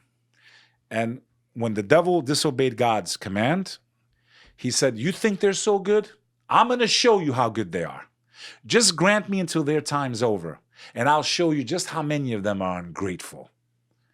God said, okay, and whoever follows you, may they be damned with you. And he said, I will attack. The devil said this. I will attack them from the front and from the back and from the left and from the right, meaning he's going to come at us in every single way imaginable to lead us astray, to make us forget God, to make us ungrateful. What does he get out of that? He takes as many of us with him as he can, and he's doing a phenomenal job. And let me tell you something else. When he came back to earth, remember, they were on this earth before us, long before we even had a single person on the earth. It was just Adam and Eve. There was no one else in the beginning, okay? Long before human cities existed, the jinn had cities. One of my theories is maybe the demonic realm built some of these monuments that we can't explain how they were built. And once God sent them both back down to the earth, he locked the demonic dimension into a different dimension on this planet. That's one of my theories I've just thought of in the last couple of years. That maybe the Great Pyramids were already built by the jinn, by the demonic realm. Much of the ancient Egyptian gods that they were worshiping were nothing more than demonic manifestations.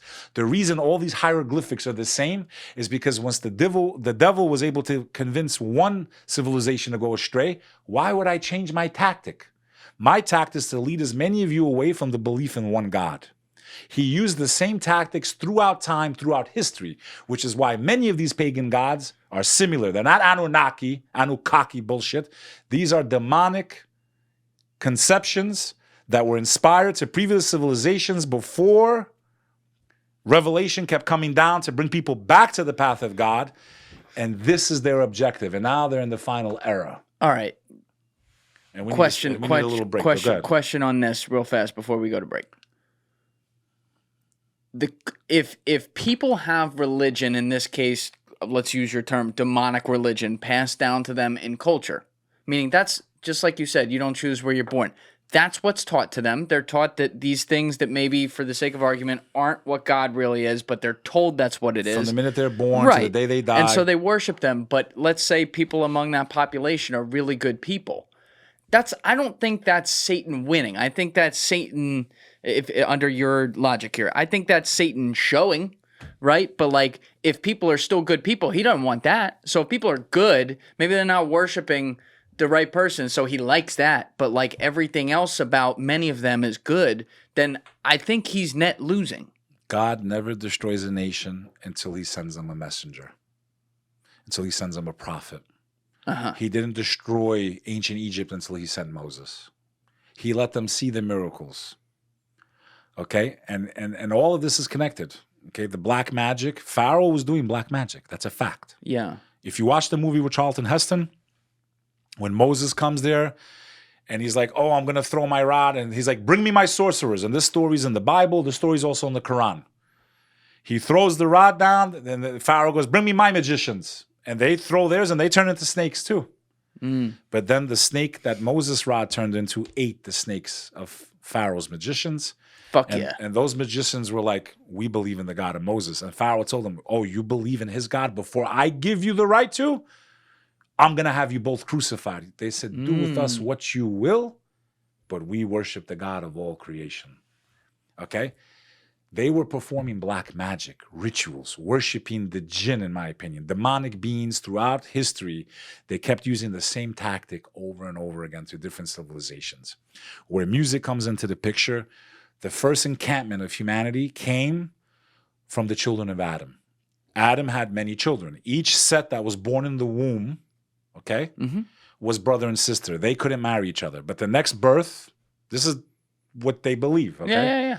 Each set that was born, right, was always one male, one female. Each set was born, they could not marry each other. But the next birth, they were considered, that's what they say. Got it. Okay? Different time in humanity. They say we've evolved.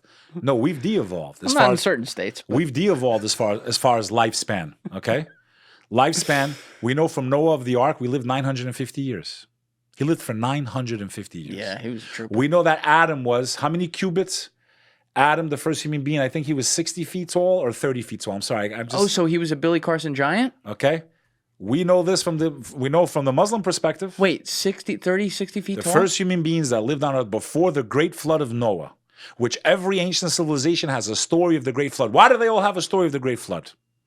How tall was Moses? No, how tall was Noah of the Ark? All right. Yeah. Cubits. Noah of the what's a cubit? C-U-B-I-T, man. Type C-U-B-I-T at the end. Yes, for the 13th time. I love you, bro. C-U-I. No, that's not incubus. Cubits. C-U-B-I-T-S. Yeah, there we go. Okay. All right. 30 dimensions of Noah's. Well, that's the ark. That's not. I'm sorry. Adam. How tall this is what I'm saying. Adam? I'm tired. I'm getting fatigued. Adam, the first human being. How tall was Adam? Cubits. Okay. Okay. How tall was Adam? Peace be upon him. 90 feet or 30 meters. 60 cubits tall. The first human beings were that tall. So Billy Carson, in his defense, he talks about, the early human giants. What did I say? Mixing truth with falsehood. None of these stories. But maybe in his defense, maybe he doesn't think that. None of these stories impress the Muslims. Notice he's always attacking the Bible. I dare him to attack the Quran. I dare him to debate someone like Hamza Yusuf. I dare him to debate someone like Yasser Qadi. He won't. There's too much money involved. Okay? I've like Danny Jones is the guy he was the first guy to have Billy shout out on. Danny, man. Shout out Danny. And then since then, obviously, Billy's gone on so much up to and including Rogan.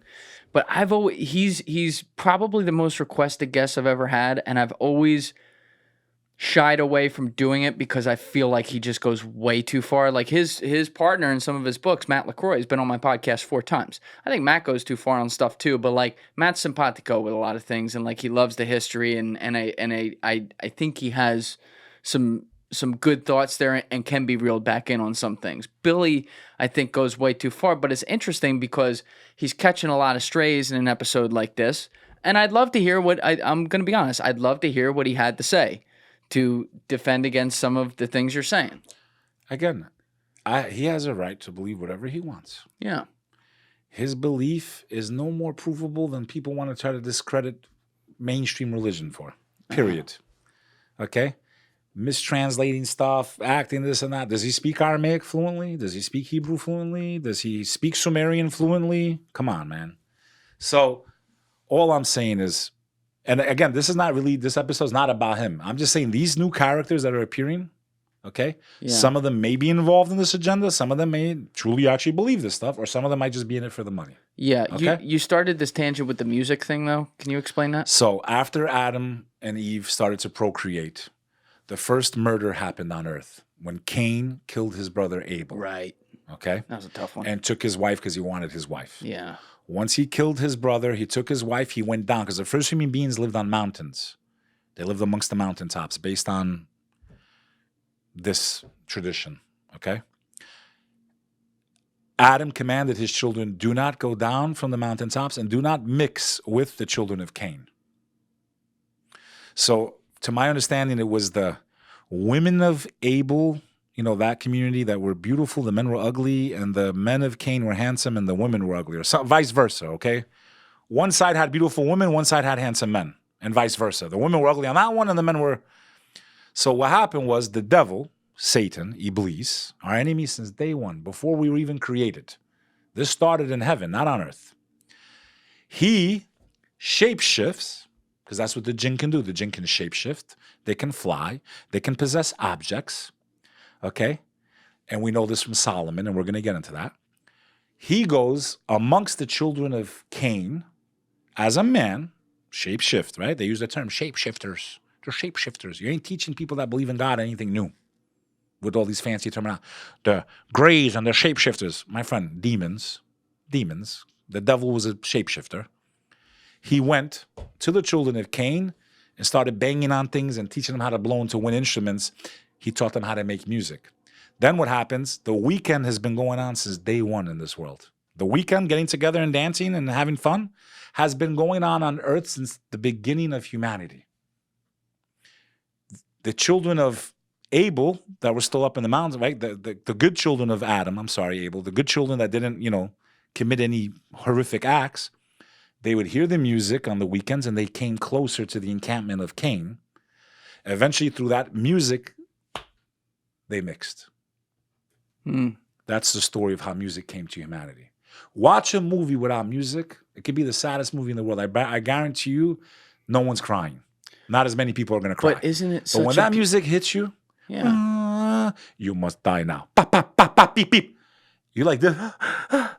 Like, watch Schindler's List, bro. You're going to cry. I cried like 100 times watching Schindler's List. But Beck, it's such a beautiful thing. It's like but it can literally be weaponized and used for evil. Maybe and it's being used for evil right now. Maybe it can be. Okay, but it's also used for a lot of good. I'm not saying that it's all. Remember, that whole realm is not evil. But the danger with music is, what is the intention behind it? What the lyrics are the biggest clue. Fuck 'em and I get some money. Fuck 'em and I get some money. This is what you want to teach your daughter, your sister. Yeah. This is what we're dancing to. That's good music, right? That's a good message to teach women, right? Fuck people to get money, right? That's a beautiful lesson to teach people. That's morality. That's going to lead to a very nice society in the future. It's a fair point. It's demonic shit. Why do they all do this in the fucking videos? All of them. Katy Perry, Dark Horse, has a guy with one eye, which is the symbol in Islam of the Antichrist, by the way. The one-eyed liar, the Dajjal. Pull it up. D-A-J-J-A-L. This is where this all goes. D-A-J-J-A-L. Dajjal. You know who else used that word? Jack Parsons, the guy that created rocket fuel, that sent us to space. Yeah, he said he was contacted by this being, and that's how he figured it out. Dajjal. All right, click that first one, Alessi. I'm going to read this. Dajjal and demonology. That picture's not accurate, so X that damn picture out. Don't worry about it. We're just going to read what it says. The Antichrist, the false Messiah, liar, the deceiver. Antichrist in Christianity. Is an evil figure in Islamic views. Dajjals are said to come at the end of times and fight the true Messiah himself. The false Messiah, Al-Masih al-Dajjal, is the liar who leads people astray, the Messiah of misguidance who will tempt people by means of the signs that he has given, such as bringing down rain, reviving the earth to bring forth vegetation, and other quote-unquote miracles. Dajjals are said to be blind in one eye. The word Dajjal became a title given to the lying, one-eyed false Messiah. The Dajjal is called because he will conceal his kufr from the people by lying to them, deceiving them, and confusing them. So you said Katy Perry was using the Dajjal? Now pull up Katy Perry, Dark Horse.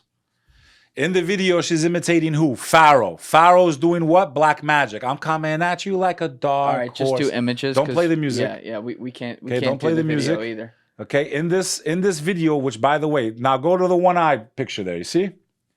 This symbol, this is who they're worshiping, guys. I'm going to give you the secret. This one-eye symbol you see when they're throwing up the rock and the fucking one eye and is nothing more than they are aligned with the Antichrist on earth. Okay, that's a Muslim telling you that. The one-eyed liar. Keep going to the left. In this video. Doesn't the one-eye thing mean like a lot of different things? No, it's going to be an actual human being that only has two eyes. It has two eyes, but only one works. The Muslims know how he's going to look. Okay? This is all going back to Horus and worshiping the pagan gods of the Egyptians. The most hated human being by God was Pharaoh. Pharaoh was someone that God gave superpower to, right? He was America at that time. They had pyramids and fucking... Right. Okay? Yeah. And he sent the miracle so he could see it with his own eyes. Okay? And he still didn't believe in the Creator until God drowned him in the Red Sea. And he was drowned in that Red Sea. And they did find that mummy. And they did perform autopsies and found the mummy dated to the same time Ramses would have existed in, that died from asphyxiation in salt water. They found chariot wheels. Ramses, saltwater asphyxiation mummy? God says in the books, and I preserve you, all Pharaoh, as a sign to the next generation. Brother, they discovered this mummy like within the last 100 years, perfectly preserved. Perfectly preserved. Perfectly, nails, hair, teeth, fucking everything. And he wasn't even mummified the way the other mummies were, if I'm not mistaken. He wasn't even mummified the way they were. In what ways?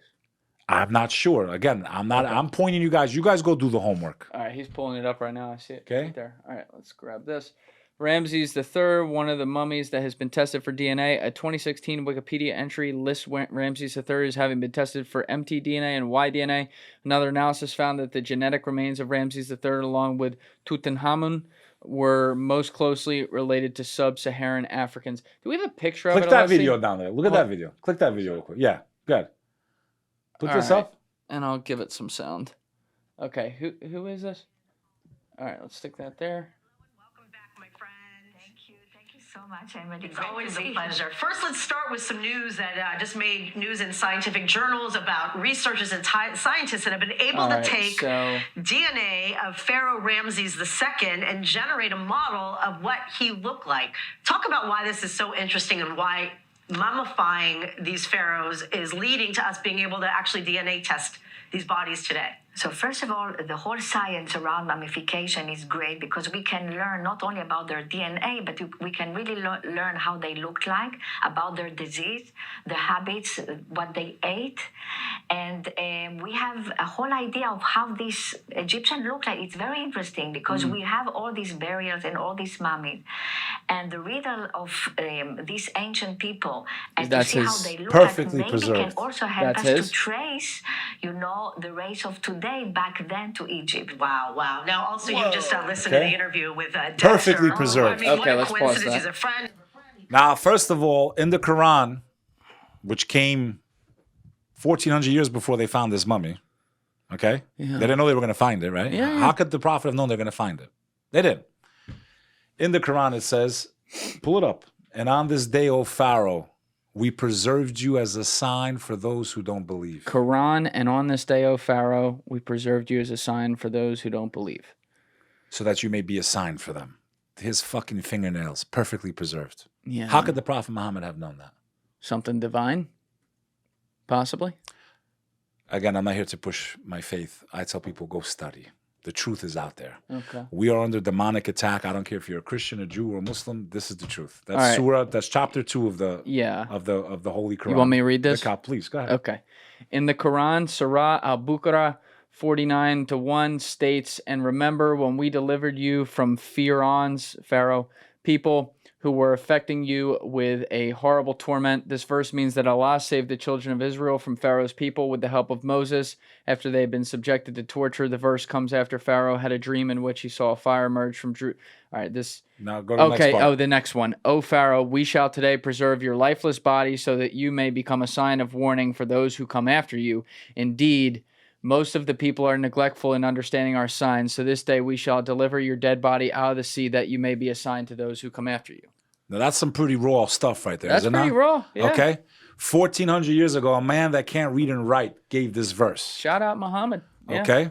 But that same Muhammad is mentioned in John 15 and John 16, and most Christians don't perceive it. What do you mean? He's mentioned by name in their scriptures. They can deny it all they want. John 15 what? John 15 and John 16, in our humble opinion, Jesus is referring to the Prophet Muhammad. But this is not what this episode was about. That's okay. I don't This should care. be a separate episode, But man. you're taking it where you're taking it. But I I want to get drive. to the people that are putting all of us against each other. That's Okay, the most we'll get important there. part. Let's go. Bring us there. Come on. All right. Does down. John 14, That's 16... Quora. Just go to the verse itself. Go to John 16. Well, it's 16 what? John 16. Just John 16 in the Bible. Let's go John through this 16, the Bible. together. Okay. Here we go. All right. John I guess we're going to do a discussion. It's okay. Yeah, Now, all right. I'll give you a real quick synopsis here. And then the Please. Christians, I'm sure they're going to go crazy with this and leave comments and go nuts and Yeah. curse me out and whatever.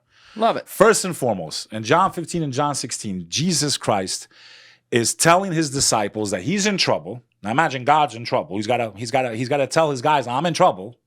If he's divine, he knows he's going to die no matter where he hides. So why is he hiding? Before he's crucified. Okay? If he's divine, If he's divine, he knows no matter what. First of all, I thought he came to die for me. So if he came to die for me, why is he hiding? Well, that's because he's a man. Well, pick which one is he? But forget that. That's a whole nother argument. All this I have told you so that you will not fall away. So he's telling his disciples, like, listen, I'm in trouble. I'm out of here. Okay? All of this I have told you so you will not fall away. They will put you out of the synagogue. In fact, the time is coming when anyone who kills you will think they are offering a service to God. You, my followers, they're going to hunt you down. They're going to fucking destroy you. This is a fact. That's exactly what happened after his alleged crucifixion. They started rounding up the Christians, and I say Christian by people that followed Christ. They were massacring them, okay? They were throwing them in the Colosseum. The guy that wrote half the Bible was a Christian bounty hunter, okay?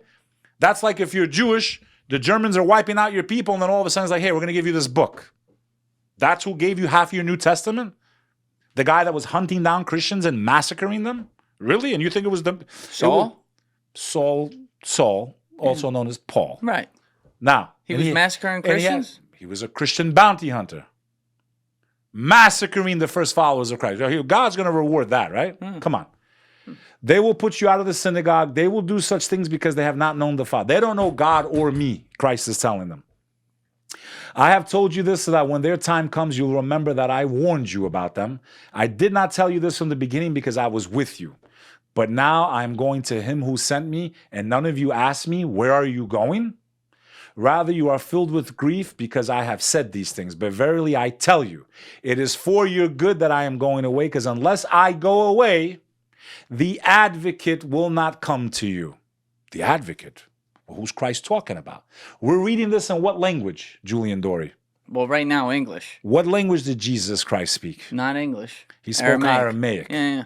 If I'm not mistaken, in Aramaic, the word that he uses for advocate is the word manahama, which translates to the word Ahmed, if I'm not mistaken, in the Arabic language. All right, let us know in the comments. Go ahead. But verily I tell you this for your good that I am going away. Unless I go away, the advocate will not come. I will send him to you. When he comes, he will prove the world. Hang on, bro. That the advocate, what? He will prove the world about sin and righteousness and judgment, about sin, because people do not believe in me. Because I'm going to the Father where you can see me no longer. Verse number 12, very important. I have much more to say to you. Jesus is telling his workers, like, I'm out, mission fail, mission abort. Yeah. I'm going back to the Father. He's not telling you he's going to die there. I'm going back to the Father. Muslims believe that God rose Jesus. He never got hung on the cross. The one who betrayed Christ, that's the one that hung on that cross. But there is evidence he was on the cross. Oh, there was someone on that cross, but it was not Christ. The one who betrayed Christ. Think about this. If Jesus is God or a part of the Trinity, how can he forsake himself? Forsake means to abandon. That's someone without faith, my brother. And if you came to die for me, then why are you forsaking anything? It's the one who was made to look like Christ that was hung on that cross. That was his punishment for betraying Jesus Christ. God made him look just like Jesus, and he's the one that got hung on that cross. Don't we have a record, though, of Watch Judas this. living after that, though? I have much more to... Or did I Verse just 12, make very that important, Julian Dorey. This is the connection that I believe, go ahead. and many scholars believe is to the Prophet Muhammad. I have much more to say to you, more than you can bear. I have much more I want to tell you, but you can't handle it. You can't bear it. When he's still talking about this advocate. When the Spirit of truth comes, he will guide you to all truth. He will not speak on his own. He will speak only what he hears, and he will tell you what is yet to come. 3 important things here. He will not speak on his own. Every Muslim knows that the Holy Quran was transcribed through the angel Gabriel directly to the Prophet Muhammad. That the angel would literally grab the Prophet, and the first verse of the Quran was, recite, I can't. Read, I can't. Because the Prophet was illiterate.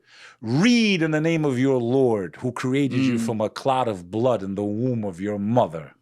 Read because he taught humanity that which it did not know. Many verses in the Quran, towards the end also, start with kul. Kul means to say. So the angel would grab the Prophet and say this. Kul huwa Allahu. Say God is one, the eternal, the absolute. He does not beget, nor is he begotten. He doesn't make kids and he's not born. He's eternal.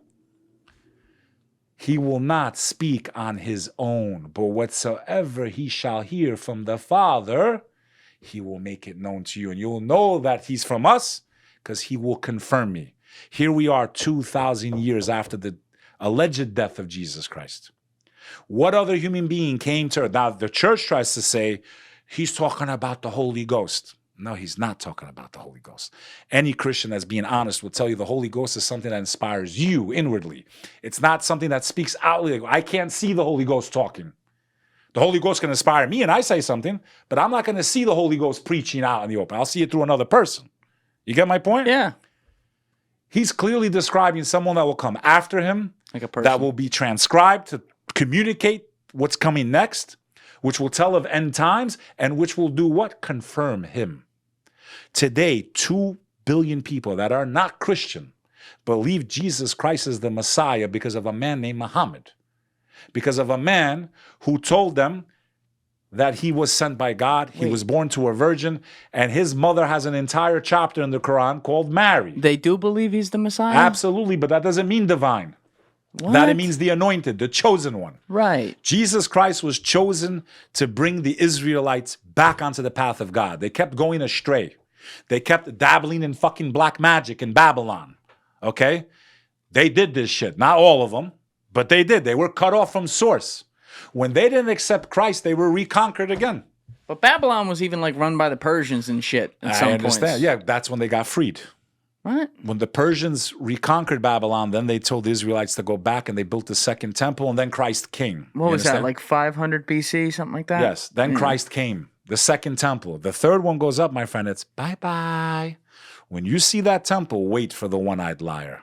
Wait for a human being who will appear. I promise you. Remember this if you're watching this show. Then you're going to know who told the truth or not. You will see a human being who will have powers that no human being has.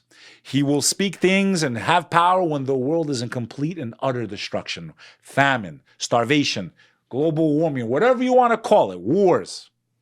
This guy's going to appear promising you food and all this stuff and peace and all that. But remember, he'll have 2 eyes. One eye will look like when you pop a grape. He'll have one eye that is damaged. He will be the one-eyed liar, the false Messiah, because the only true Messiah is Jesus Christ. When Jesus came back the first time, he came for the Israelites. They didn't listen. They fell from grace. They lost their connection for revelation. This is what the Muslims believe. Mm-hmm.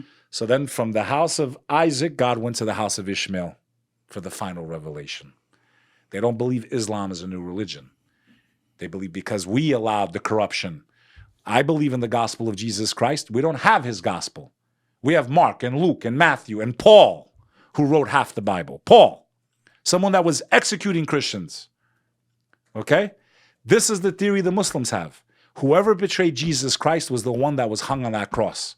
How can you forsake yourself? If you're a Christian, ask yourself, how can you forsake yourself if you're God? And a God doesn't pray. A God gets prayed to. So who's Christ praying to in Matthew 26? Pull it up. But this is not what we were going to talk about today, Julian, Dorey. So this was the counter of what the advocate is from the Christian perspective. Yeah. Wait, say that again. Christians better start learning Aramaic. I got your mic on. Yeah, so this is what the Christians refer to as the advocate. As you guys Like I say, they try to pass it on as the Holy Holy Spirit. Let him read it. So it says here in John 16:7, Jesus refers to the Holy Spirit, which Beck, you were saying, as the advocate. The Greek word translated as advocate is Paraclete. Parakletos, Yeah. which can also mean Paraclete. Helper, advisor, counselor, mediator, the comforter. Depends what translation of the Bible you use. Yeah. All right, in a human court system, an advocate speaks for the client's rights, similar to a lawyer. In John 16, Jesus is referring to the Holy Spirit as a mediator who will allow him to continue to be with his followers, even though he is not physically present with them. I'm asking Christians, you want to unlock the truth? Dig deep into these verses. Stop going to people that give you biased information. Learn Aramaic. Right. I'm not Arabic, but when I pray in Arabic. Why? To preserve the book. That's why every Muslim on earth prays in Arabic. These books were taken from ancient Aramaic, Hebrew, converted into ancient Greek, not spoken anymore, ancient Greek to ancient Latin, not spoken anymore, from Latin into English, lost in translation. It is a huge... And if you need a reminder, and I'm going to finish with this, if you need a reminder, there's 10 commandments. So why didn't God tell us about this first? Well, he's trying to trick us? All of a sudden we have this, we have this, we have that. No, he said, I'm one. Only worship me. Don't worship anyone else. Don't pray to the creation, pray to the creator. Period. Right. So, but this is also a huge issue because when you look at even like the English, just one language, the English translations of the Bible, there's fucking 15 for every verse. You know, who's King James to make his own version? He left out 7 or 8 books from the Douay Bible. Yeah. Okay? Who gave him the authority? So, again, this is not what this episode was supposed to be about. I don't care, Beck. It's fine. You're making it about this. It's good. Just don't keep saying that. But I want to get back to the aliens, man. All right. I just want to talk about the aliens. Let's get you your piss break, and when we come back, we'll be on the aliens. How about that? Is that good? Respect to everybody. All right, cool. All right, we're back. So you want to talk about, you've been putting at this the whole time. We started with some alien stuff. We got that into the demonic realm. I think it's really good we covered that. I think that's all, it's all interrelated. So you're doing fine. But you look at some of the alien stuff through the lens of things you've hinted at today, including like the guys like Aleister Crowley. Am I right about that? Absolutely. Can you explain that, please? Yes. So regardless of what faith you are, we all believe in the demonic realm. We believe the devil's real. That's whether you're a Jew, Christian, or Muslim. We have the same bad guy, okay? I explained earlier that that species lived on Earth long before humanity. I explained that they have powers that we don't have, okay? They have certain abilities that we do not have. And we learn most about this from the prophet Solomon, who's also in all 3 faiths. This is why the Masons, the Illuminated ones, they're always doing rituals with the 2 pillars, which represent the Solomon's temple. Solomon was a prophet that God gave the power over this dimension and the unseen dimension. We know in science that there's more than one dimension. This is what they say now. All of them say it. There's more than one dimension.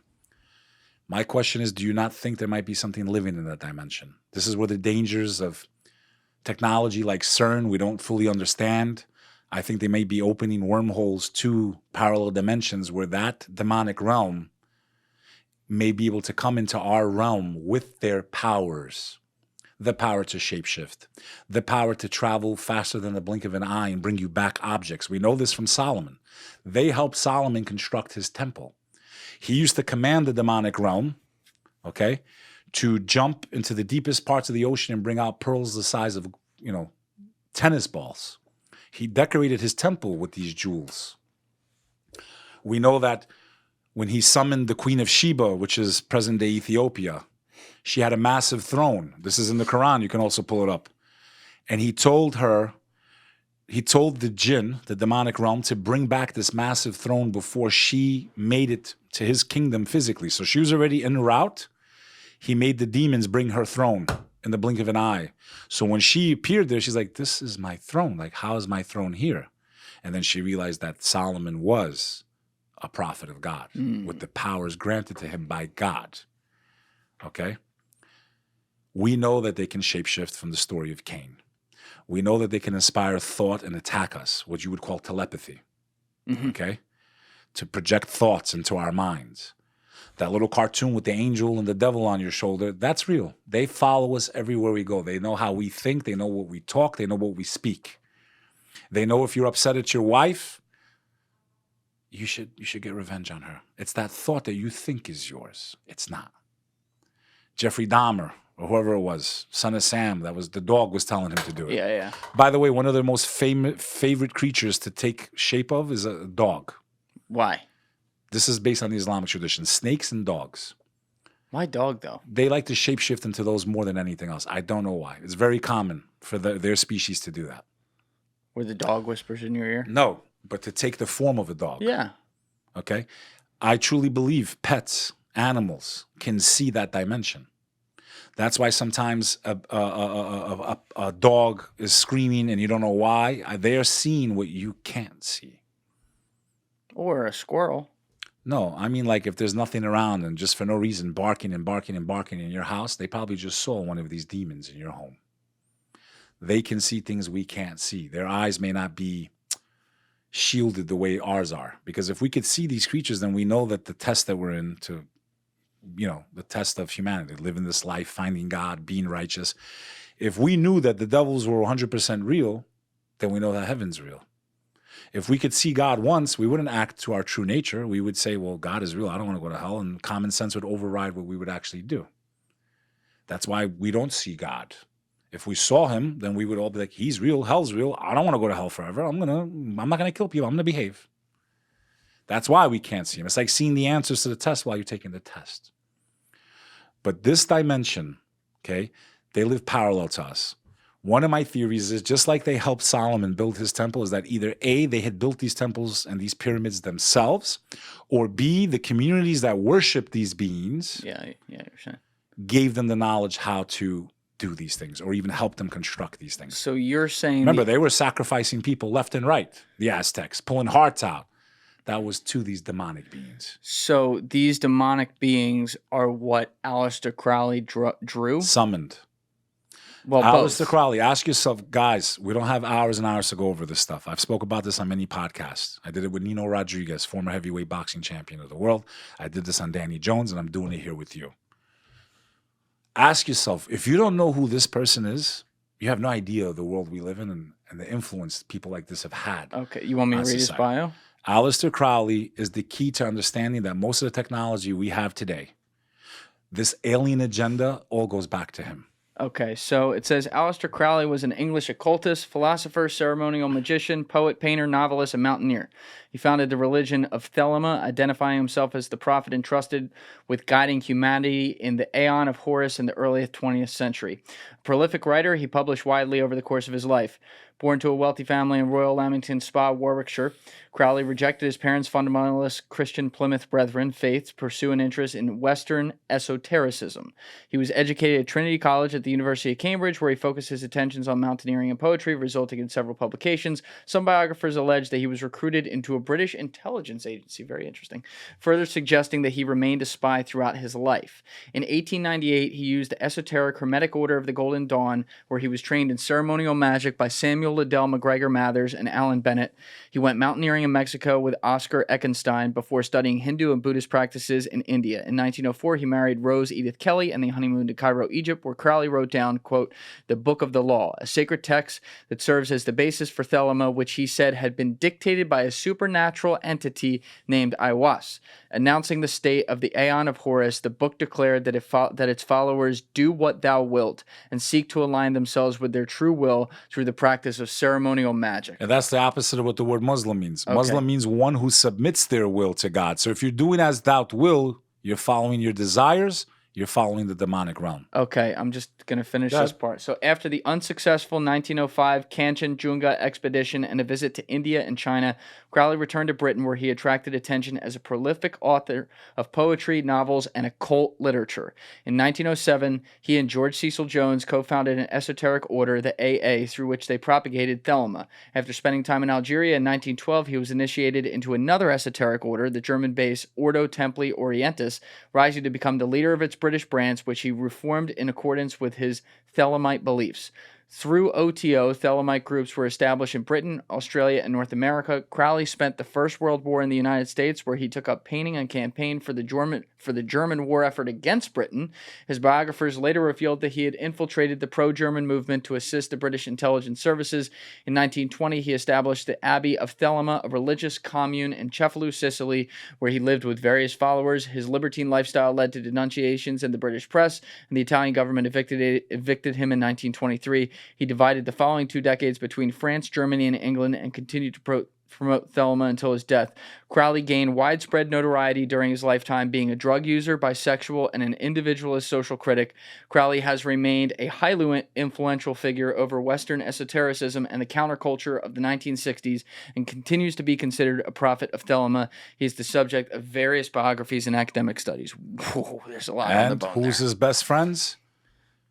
L. Ron Hubbard, founder of Scientology, a religion that tries to convince us we were created by aliens. It's not a religion, but yeah. Okay, but basically. Yeah, they call themselves that. And Jack Parsons and Walt Disney, the Magic Kingdom. What is he practicing the entire time through his life?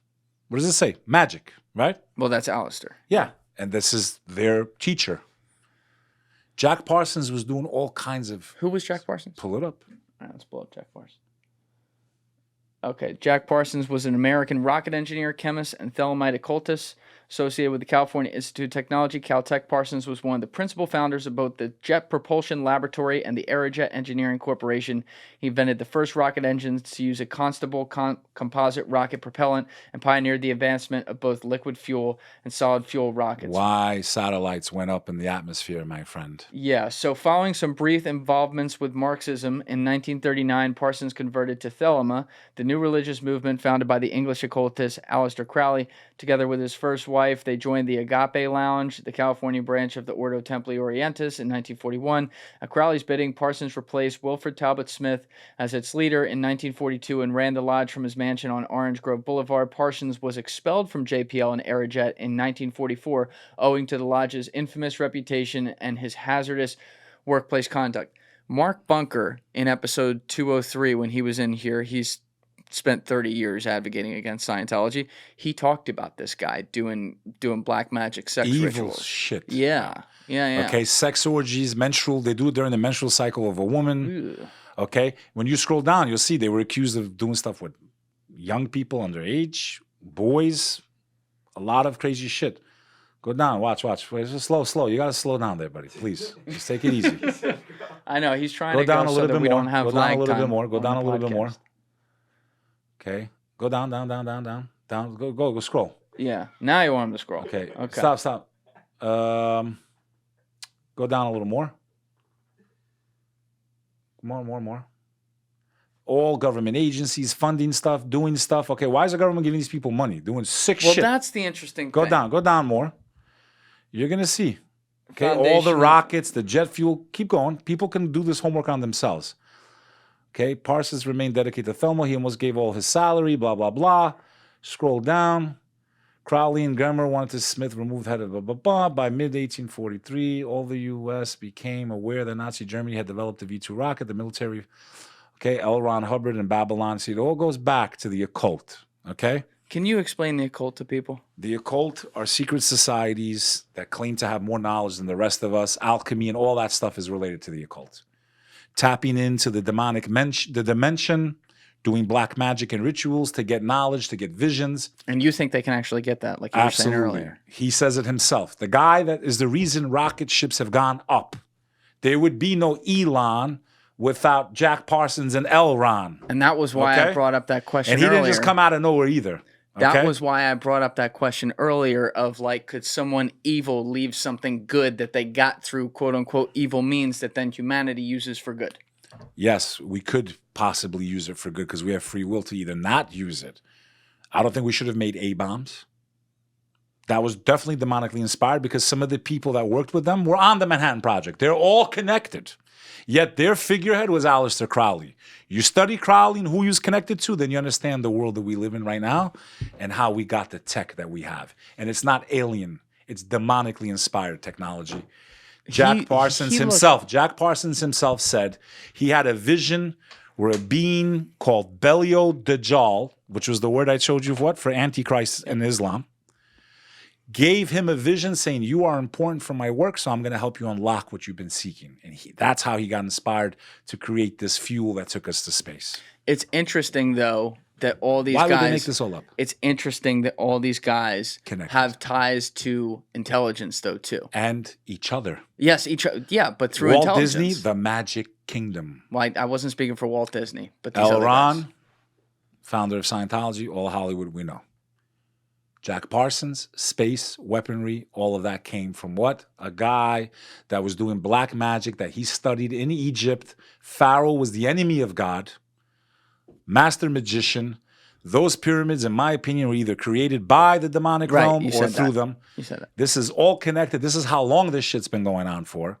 The same as the Knights of Templar who went underneath Solomon's temple during the First Crusade and found the manuscripts of how to perform witchcraft, black magic that dates back to Babylon and Sumeria for our boy Billy Carson, who is nothing more than a new version of these guys, in my humble That's a opinion. very big claim, though. As far as I know, Billy Carson's isn't doing black magic on the fucking internet. Listen to me. He has a different historical opinion. We were not altered or created by aliens. We were created by the Creator. Period. Okay. Back. Anyone that's teaching you differently is I will never. Back to a point I was making a minute ago, though, that we didn't address. That Aleister Crowley guy. Evil. Sure. MI6 spy. Clearly.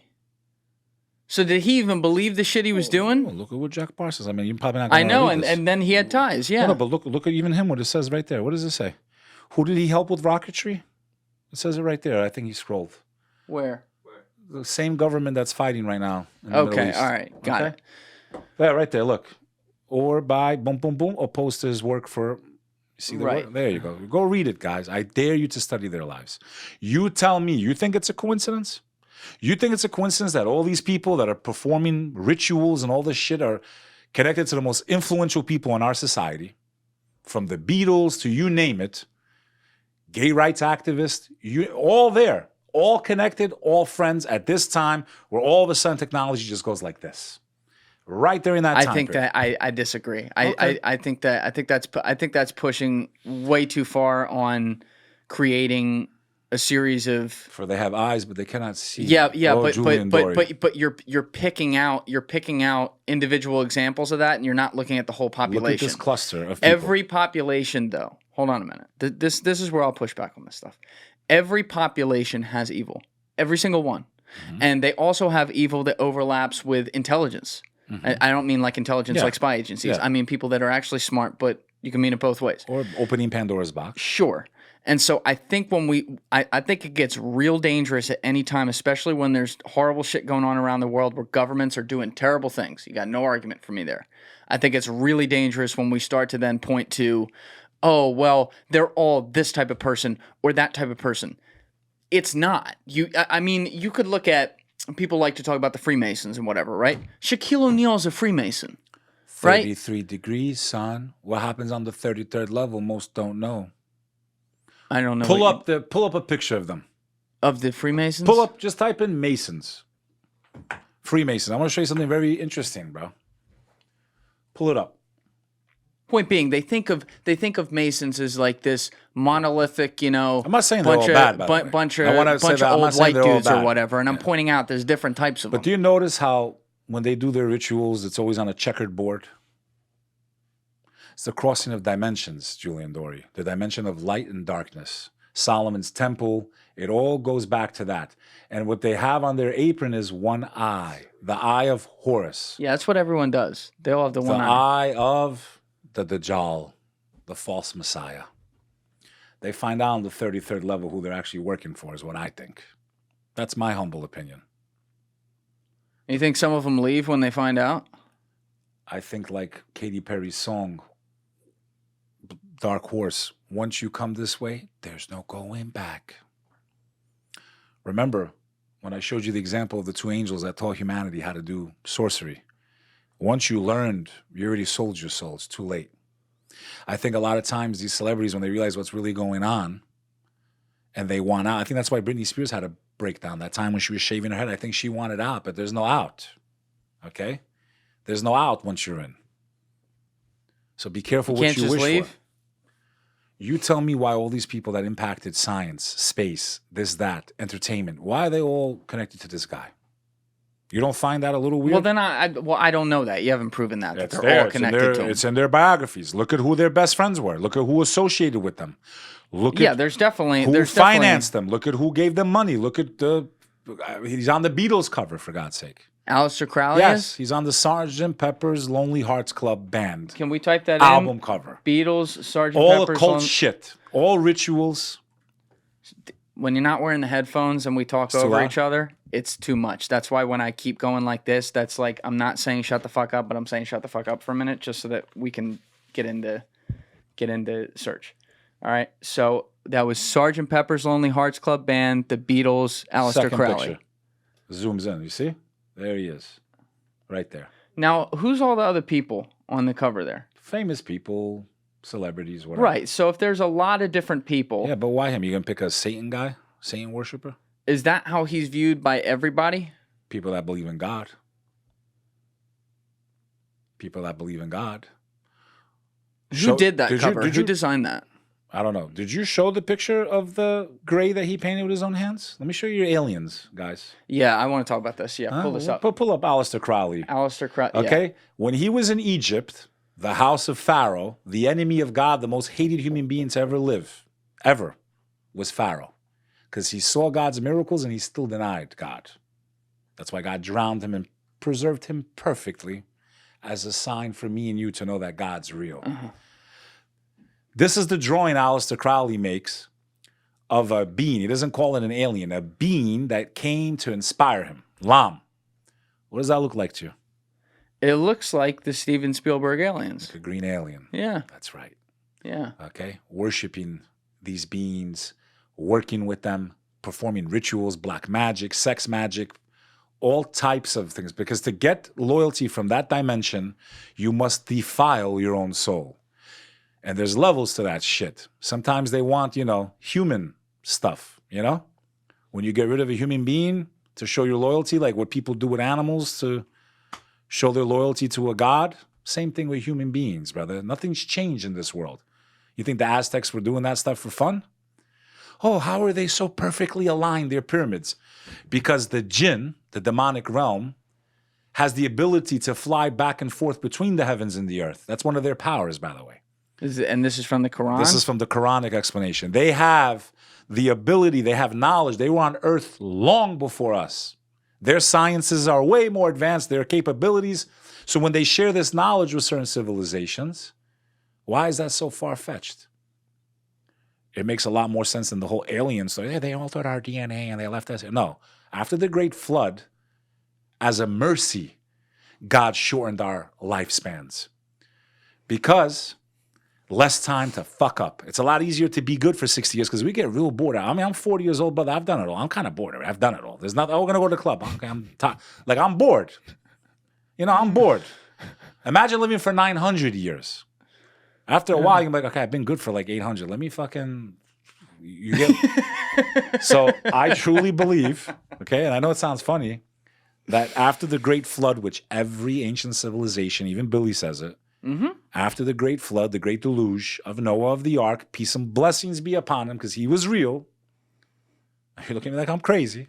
I'm not looking at you like you're crazy. I believe God shortened humanity's lifespan as a mercy so we have less time to be evil and fuck up.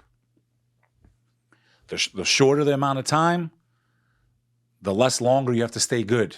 Noah of the Ark lived for 950 years before God destroyed the earth. Yeah, what did they call him again? And his sons were like Thoth and those. Yeah, what the fuck was he called? Damn it.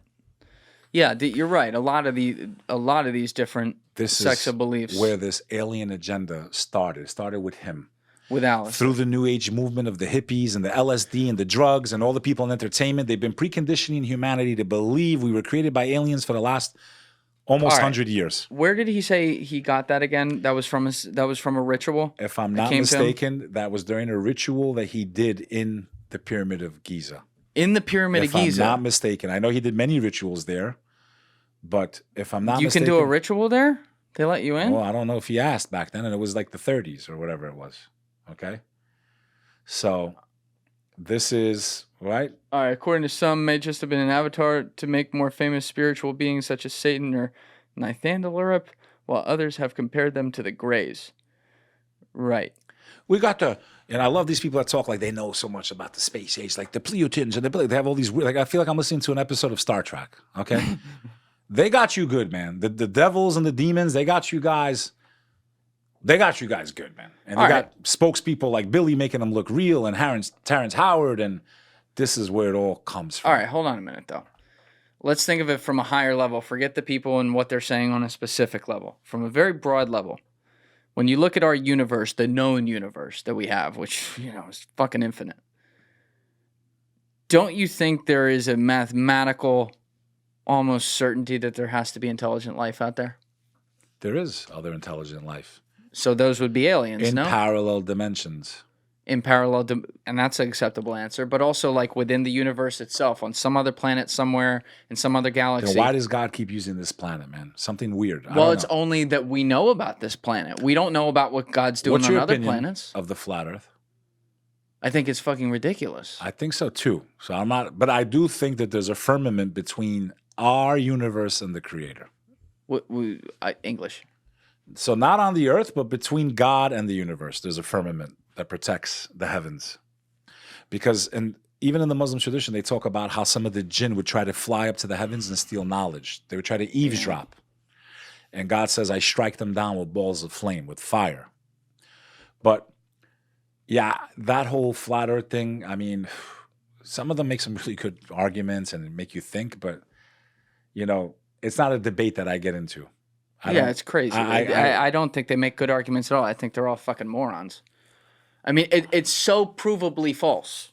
It's so like it just when someone's like, oh, have you looked into it? I'm like, oh god, I can't even talk with you, because when you look at different things, whether it be, I mean, even Carl Sagan had and this is way before social media, had a fucking 1-minute video just debunking this in one way only, just saying, all right, look at the shadow of the obelisk at the same time on Earth.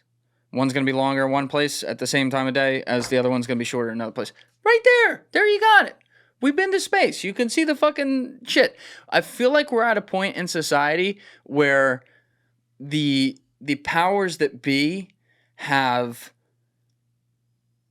let's say, blatantly lied about certain things so as to like what? Going to the moon. I don't think we went to the moon. All right, let's not go there. Such as, I want to keep this on topic. That's why. Because I'll disagree with you there, and we'll get on a fucking tangent. But, they'll inject some lies into things and get behind lies such that all our trust is unanimously broken. And so when trust is broken, what happens? You don't believe a single thing that's said, which means you also don't believe things that are probably true.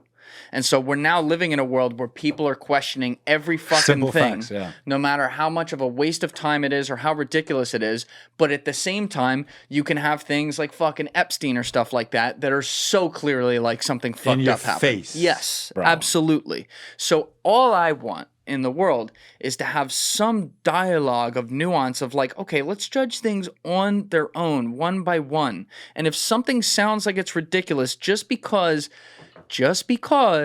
what you don't want to hear came out of the mouth of someone you really don't like, who you don't trust, doesn't actually mean it's not true. I know that's a hard concept for people to grasp. I agree with you, man. But that is the case. I agree with you. It's hard to turn off your bias, man. Yes, it's very hard for people to do it. Sometimes I'll be in a room and I know this isn't the case. I know there's a lot of people who think like me, including people who are listening right now. But sometimes I will be in rooms where I'm like, damn, I'm the only one who can see any fucking nuance in here. You have people who are just boom or boom, and it's just exhausting. I mean, it's so. I think it's really bad for humanity, where we're at. But I don't want to take us off this with what we were talking about. Go ahead. The reason they're declassifying all this stuff lately more than ever, Dr. Greer with his whole trove that he just released, okay, is because I think the tech finally caught up to the spiritual realm. Meaning, I can't say for certain if it's CERN, brother, but something people can feel. CERN? People that are spiritual feel, you can feel the energy. Something's wrong. Can you explain CERN? CERN is the Large Hadron Collider. It's the largest machine in the world. It's out of Switzerland. And they speed up particles close to the speed of light. Basically, in essence, creating wormholes, in my opinion. That's what they're doing. They're creating wormholes. And that's how they discovered the God particle, the Higgs boson, right? I think as they were conducting these experiments, and there's their logo, 666, right? They're trying to figure out how the universe was created, right? You want to be God, right? Because that's what that is. You want to have God's knowledge, right? Why do they have a statue of a pagan goddess on their facility, a statue of Shiva? Shiva is used in the Hindu faith to destroy, not to destroy like without rebuilding again. So destruction for construction, meaning destroy the existing so that Brahman can come and rebuild. Why do they have a pagan? Pull up Shiva statue, CERN. Shiva statue, CERN. Okay. And by the way, that's 666 is kind of Yes, nuts. it's 666. Yes, right? yes. That's yes. very blatant. Right in your face, And my the CERN brother. logo. So they're building these all over the world now. China's building one. The U.S. is building one. Why is that statue there? There's even a video that they call the hoax, but it's not a hoax. There's a video where they show the scientists that work there dressed in black cloaks and that they're like ending the life of a woman in front of the statue. They said it was a joke, but pull up CERN. Why would you even joke? We can't show that on. Why would you even joke around about that with a machine that people like, what's his name, was in the wheelchair? That narrows it down. Hawking, okay? My brain's I fried. love brother. that I got it. Hawking said that this machine has the ability to unravel the entire universe. Okay, that's the type of technology you're playing with. That you could literally destroy the universe, unravel it completely. I would simply state, if you look at the rituals that they've done, they have the ceremony they did in the tunnel, demonic shit, bro. Okay, dressing with goat horns and naked women. What does this have to do with science or a train station being open between world leaders were there? Okay, type in opening ceremony. Okay, What do you make things What do you think one eye symbol everywhere? What do you think makes powerful people want to goat fuck each other? I think that a lot of them, to get this loyalty, you mentioned the guy's name before, that's right in your face, definitely a honeypot to extort and blackmail and manipulate people in power to do whoever's running this world. Oh, Epstein. To do their bidding, 100%. And there's control through that, right? I got you on video with minors. I got you on video with this. You don't do this, I'm going to destroy you. I have your life anyway. Even if I don't take your life, I have your life. My friends and family control the media. I'm going to put this everywhere. You're finished. I think that's what's happening to Diddy. He didn't do something they wanted him to do, and they paid the piper. Or is he like, the fall guy? Nothing's going to happen to him, because what's interesting about the Diddy video is that the same day that video was released, a 3-letter agency that's responsible for our health admitted on record that they funded that thing over there in China, and that's why we had the shutdown we had in 2019. The same day that video was released. But what was everyone talking about? They just admitted on record why our families lost their lives, why the country was shut down, that they funded everything they called people like me a theorist for. You're a sea theorist. They admitted, his people, the guy with an F rhymes with chi, that scientist, his people on record, the same day the Puffy video came out, on record, yes, we funded that. Yes, we funded the gain of you-know-what. Yeah. Rhymes with junction. Yeah. Okay? You're laughing, but we don't live in a free country anymore. We don't have free speech. We can't speak. We have to speak in code. Oh, I love your code, Bek. It's great. But that's how you know we're not free anymore, Americans. Mm-hmm. Tell me who you can't talk about. I'll tell you who runs you. Yeah, so... He's like, this is more... Yeah, no, I Why is that statue there? I want to stay right on that point, and it's you're tying it all together. My theory. With these things, but when you look at society and the dopamine rush that we have of just scrolling away, TikTok brain, and how they can use that against us, everything's a deception. The things that are true, like a Diddy, which I listen, I'm not saying every single thing in that lawsuit's true, but I mean, That there's a lot of really good evidence there. That yeah. video we saw is horrible. So let's just assume most of it's true. Like, that's a horrible thing. You know, they got that video the day they raided his place. So they got it very recently, and they just released it very recently. But why on the same day? Right. But what I'm saying is, like, that's a truth. It's a bad thing. It's a sacrificial lamb out there to say, "Ooh, look at this." And then there are other things that they say, well, that's a worse truth, so let's give them this one. And they'll all flip out about that and, you know, maybe... Forget about this. Yeah, maybe. 100% that's what happened that day. I'm not defending his actions, neither are you. But let's also focus on it. But that was a great distraction. Let's also focus on it, though. Great distraction. Because, let's be honest, this is a guy who for 30 years, I think just over 30 years, was one of the most powerful people in music. Pop culture. Yeah. Dominated it. Placed there, literally placed there as an idiot 23-year-old. Gets in charge of the biggest, baddest record label in the rap game at the time. Fashion, at the height mobile, everything. Oh, yeah, all of it. And yet, this entire time, there's been this thing like, oh, yeah, when you go to a Diddy party, look the fuck out. You know, maybe don't go, or go with a fucking safety inspector if you do, because the guy, as we see in the lawsuit, has cameras everywhere. So, obviously, he's got to be some sort of, like, intelligence plot, no? Hey, who was saying it for a long time? He worked with the other rappers were accusing him of working with the feds. Yeah. Actually, I was at a Puffy party, but it wasn't just for him. No, I was. Wait, you can't just say that. When were you at a Puffy they got to party? subscribe for premium to get this. Bro. Wait a second. Well, hold on a minute. When were you at a Puffy party? I was at 2001. Reinvented the remix. Busta Rhymes' birthday. It's also the night I helped Jacob the jeweler become world famous, and he never even met me. Okay. Okay. All right. But again, Puffy party. What? Yeah. What do you do? Walk through the front door? I'm a college at Pace University. There was this girl, Russian girl. Her name was Victoria. She was, you know, a good-looking girl for her age. She knew I had a lot of juice to this club called Lot 61. Lot 61 was on 21st Street on the West Side Highway in Manhattan. So I'm sitting in front of school one day, and she runs up to me. She's like, Bek, you know, I heard you have, like, you know, juice to get me into this place. I'm like, yeah, but it's a Tuesday. Like, why do you want to go, you know? She's like, every rapper in the world's going to be there. Busta Rhymes, Puff Daddy, and I work for this jeweler. His name's Jacob, and he hired me to give out his cards and try to get the rappers to come back to his store and buy things, okay? Make the story short, I get her in that night. You could not see the front door of this place. I lost a friend that night. He stopped talking to me for a while because I couldn't get him in also. You got her into a I Diddy got party. in with her. Okay, and I was the only white boy in that party, except for the managers that worked for the club, for Amy Sacco. Anyone that knows New York nightlife knows Amy Sacco. She owned Bungalow 8 also. She was a legend. She still is. Oh, my God. Bro, I'm 18, 19 years old at the time. I'm walking into a Puff Daddy party. I'm seeing all the people I would see on MTV, and I'm like, I'm going to make it big in life. This is crazy. Like, I'm a young kid. I don't know. How big is the place? It fits about, at that time, it probably fit like, you know, comfortably. That place fit like 200-300 people, but it was like packed 500, 600, 700 people inside. I'm sorry, where was it again? Lot 61. Lot 61. 21st Street and the West Side Highway. Now it's just an open crater. They knocked this building down. They're going to build their...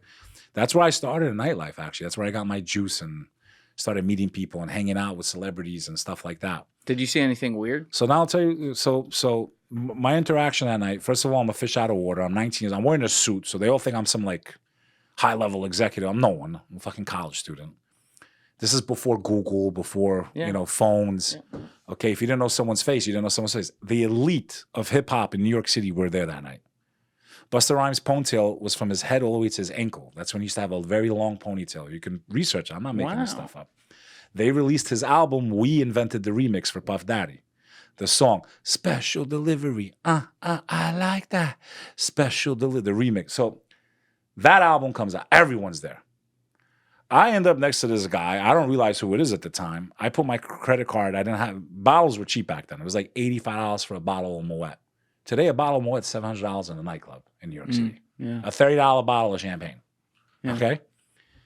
I opened the bottle. This is, you know, when I used to drink. I haven't drank in a long time, so don't attack me in the comments, Muslims. I don't drink. I haven't drank in 12 years. And I'm sitting next to Black Rob, man. Black Rob is famous for a song called Like, Whoa, Ba-na-na-na-na. Like, well, I had this bad bitch. That was what he was known for. That was like his hit song. I'm next to him. I see Victoria go over to Puffy. She's attractive. They're hanging out all night. He's surrounded by girls dancing on the table like he does, doing his fucking dances, right? And this guy, Black Rob, is like, I hate that motherfucker, man. I'm like, who, man? He's like, back then he was called Puffy. He wasn't called, he was just becoming Puffy. Diddy because he had broke up with J-Lo, was making all those I Miss J-Lo songs like, I need a girl to ride, whatever. Make the story short. I'm like, why, man? I can't make no money because of that motherfucker. I'm like, why? He's like, I have the hottest song out. And I'm like, who are you, man? He's like, you know that song like, whoa? I'm like, yeah. He's like, that's my song. Make the story short, I hung out there all night. Everyone was in that building, man. That was famous in it. Were there any weird rooms? No, because it was a nightclub. It was public. So this wouldn't have been like going to his house, right? This is not like I went to his house and got diddied, right? Yeah. 2 weeks later, I'm in front of my school. This girl runs up to me, the one that I got in that night. Oh my God, Beck, thank you. Puffy just came to Jacob's store. He just bought his first piece. He's bringing all the cameras from MTV now. Next thing you know, you hear this guy Jacob's name all over the fucking every rap song. Jacob, if you're watching this shit, I want to watch. Victoria, she worked for you. I got her into the Puffy party. I know you've seen my stories before. I want to watch, and Albania never forgets. I want to watch. It's the least you could do. It's the least you could do. Can we get this guy a fucking watch, please? Can I get a fucking watch? I don't want Fugazi diamonds. I want the real shit. Oh my God. Now, back to the whole demonic shit, and we'll wrap it. I think what's been going on, Julian, is because technology has figured out a way to open a portal into that dimension. I think there's a real strong probability we're going to see aliens. Some people say Project Bluebeam. No. If I'm right on my hypothesis, I think that there may be a portal where that dimension is going to come into this dimension and they have their powers. You might see your dead grandmother from 30 years ago, but it's not your dead grandmother. It's a demon shape-shifting to look like your grandmother. The demon knows how to mimic the voice, has some of the memories because they follow us. They have a longer lifespan than we do. When you go to a fortune teller that just knows shit, like there's just no way, they didn't have your phone, they didn't have your license, like they found out shit about you that there was just no way they could have known, I promise you that fortune teller works with the demonic realm. But that's not an alien, that's an apparition, no? That is demons, brother. They share information. But that's a demon? Ritual, the jinn. That's how they operate. So your dead relative's a demon? No, they shapeshift. Right, but that's how you see I said him. If they were able to open a portal, and I think they have, figured out a way to allow their dimension into our dimension. Remember, they're on this earth, parallel to us. I believe, remember the story of Cain? The devil was able to shapeshift and teach him music? Yeah. Remember, some of the jinn, the demonic realm, have the ability to shapeshift. They follow us. They can mimic sound. They have some of our memories. But it also changes the reality every time that something like that could happen, if it does. What I mean by, let me qualify that so you understand what I'm saying. When I had Michio Kaku in here for episode 145, he gave an amazing explanation of this about an hour and 20 minutes into that episode, where he talked about the fact that dimensions, like if you look at dimensions through, say, an example of time travel, right? If you time traveled right now back to April 14th, 1865, and stop John Wilkes Booth from killing Abraham Lincoln, you're not changing the reality that you currently came from. That doesn't change. You simply create like an estuary off the river of another reality where the only difference right now, the only variable difference on that day, April 14th, 1865, from the history up to this point. Yes, exactly. It creates a butterfly effect where there's all these different dimensions. And what he then explains, Michu, is that you have everywhere you are, every room you're in, every place you exist, it's like a radio transistor. And if you just move the radio transistor a little bit like that, maybe there's a fucking dinosaur in here now. And then you get instead. into the Mandela effect and all that. But let me finish. I don't believe in that.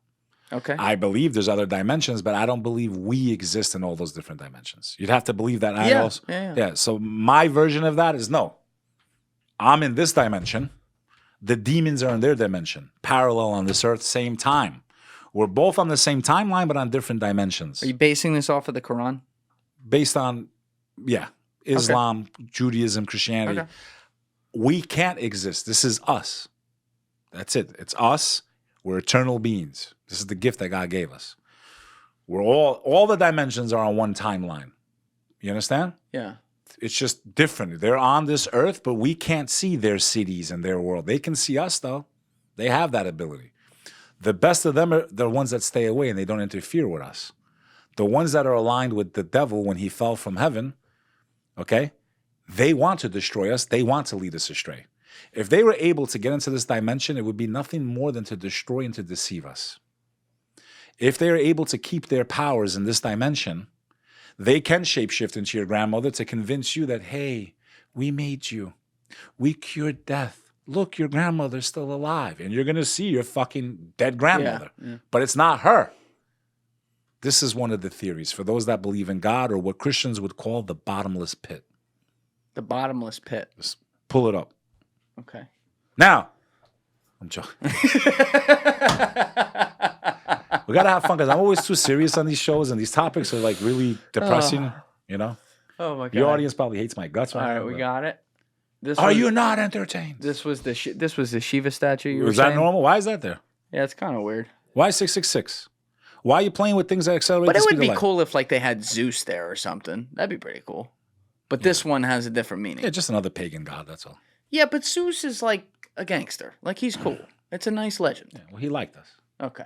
All right, bottomless pit. In Islam, hell, or Jahannam, is often described as a large pit located beneath paradise and coexisting with the temporal world. It has 7 levels, each more severe than the one above it. I didn't say Islam, Christian perspective. And the bridge of Az-Sirat crosses over it. Oh, you want the Christian one. Okay, so that was the Christian. I think in Christianity, they believe towards the end of time, the bottomless pit opens. Okay, let's see. Demons spread throughout the earth. In the Bible, the bottomless pit is a place where demons are imprisoned and is described in Revelation 9. In the story, the 5th angel sounds a trumpet and is given the key to the bottomless pit. Satan, who appears as a falling star from heaven, is then given the key and uses it to release a plague of locust-like demons, which was also in the story of Moses. The demons torment unbelievers for 5 months with such pain that they seek death in vain. The demons have wings that sound like chariots, scorpion-like tails with stings, and appear like horses ready for battle. They are led by a king named Apollyon, which means destroyer in Hebrew, the angel of the abyss, whose name is Abaddon in Hebrew, and Apollyon in Greek, has power over the locust. When the pit is open, smoke rises from it, darkening the sun and air. What if this bottomless pit that the Christian perspective has? Because remember, Muslims still believe in the Bible. They just believe that it has been tainted, corrupted. Yeah. Okay, mistranslated. Paul's words instead of what Christ actually said. The Romans mythology instead of what God taught us from the first revelations, which was God is one and all that. What if this bottomless pit is a portal to a parallel dimension?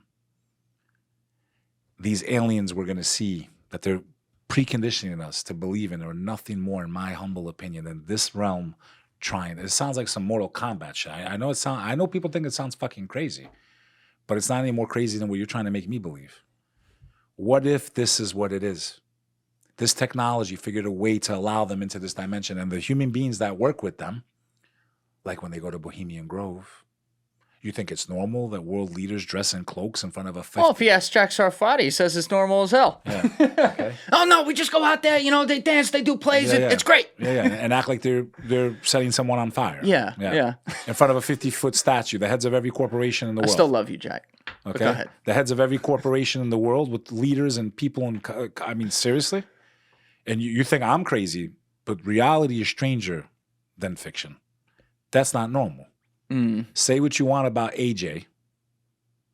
Okay, I think he's out of his mind for a lot of things, but when he penetrated, the guy down in Texas, they're about to shut down his website. They're all coming after us. The whole liberal democracy is coming after us. Say whatever you want about the guy, but that single act of him getting into that place and getting that footage of people like David Gergen admitting that they're members, and yes, that's a fucked up video. Okay, have you ever seen that? Yes, and he's saying, you took an agreement when you went in there, right? You weren't supposed to. Yes. No, I just walked right in. Yeah. That took place at the 2004 Democratic Convention at Pace University. I was there that day. I was fucking there that day.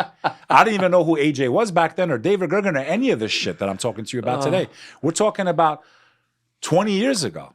Oh my God. That happened at City Hall Park. There's no description. I know because I was there that day. They held the convention at my school, so he ambushed him in City Hall Park because I recognized the fountain in the background of that video. That day, they were all in the same building. I was in the same. I actually went on camera holding an Albanian flag that day because I was trying to because every news station in the world was there. That's where AJ corners David Gergen. City Hall Park, 2004, the convention that they held at Pace University. Crazy. He doesn't deny being a member. He doesn't deny the rituals. He just says, why would you go in there and film and you're not a gentleman? And do you think that video is real? Like, all your audience needs to know is it normal for the most high-profile, powerful, richest people in the world to wear cloaks like witches in front of a stone statue that's 20 or 40 feet high, setting a bonfire on? Whether it was real or not, no one could confirm because he was too far away to see if there was actually a human being in there. But you can hear someone screaming. Why would they even want to reenact something like that? People in charge of our banks and this and that. Because this Babylonian magic, my brother, that goes back to the time of the ancient Babylonians, that was passed to the ancient Egyptians, through this demonic deception that's been going on since day one, that they give knowledge to those that align themselves and betray the human race. Because we are brothers and sisters, and I said this earlier too, I hope none of my Christian brothers and sisters got offended. It doesn't matter what denomination. What I'm speaking about here, we all have the same enemy. We all believe the devil's real. I can't judge you. You can't judge me. Regardless of who Jesus Christ was, we still believe in him. We believe he's coming back. We both believe in an antichrist or a false Messiah who will have powers that no human being has, that will deceive humanity into worshiping him like Pharaoh told people to worship him. Mm-hmm. And I believe they will have help from this demonic realm. And there are human beings that are expediting this process. And I think one of those ways might be through the CERN project. Do you think that a lot of people who become a part of these high-level elite organizations, if you will, even when they're in it, understand if it is like, you know, demonic rituals, they even understand they're a part of that versus like, oh, this is just a club and I'm special because I got here because I'm talented at something? I think it's a boiling frog scenario. They get in the water, and the people that are around them to bring them into that world or to groom them slowly show them and turn them. By the way, this is who you've been working for the whole time. And by the way, if you go public, this is going to happen. Right, like the Masons you were saying. Yeah. And again, I'm not even alienating them in that aspect. Okay, I can't sit here and say all Masons are evil, but I think there may be branches of them that are. I don't know. Yeah. Okay. There's corruption in every society, every group, every political party, every religion. I'm not going to sit here and say Islam's perfect. And it's being like, no. The concept of Islam, what the Prophet told us, how we're supposed to practice our faith, how we're supposed to have compassion and mercy for other human beings, yes. But the people that speak for the faith, these governments that, I won't say their names because I'll probably never be able to visit. I've never been to them, but I would like to go perform my pilgrimage one day. It's an obligation that I have. Like Malcolm X went back and changed his life. That was a man full of hatred. When he came back, he said, no, I think all Americans can coexist. Before that, he said anyone that was white is a devil. He goes to Mecca. He sees white and black together, eating.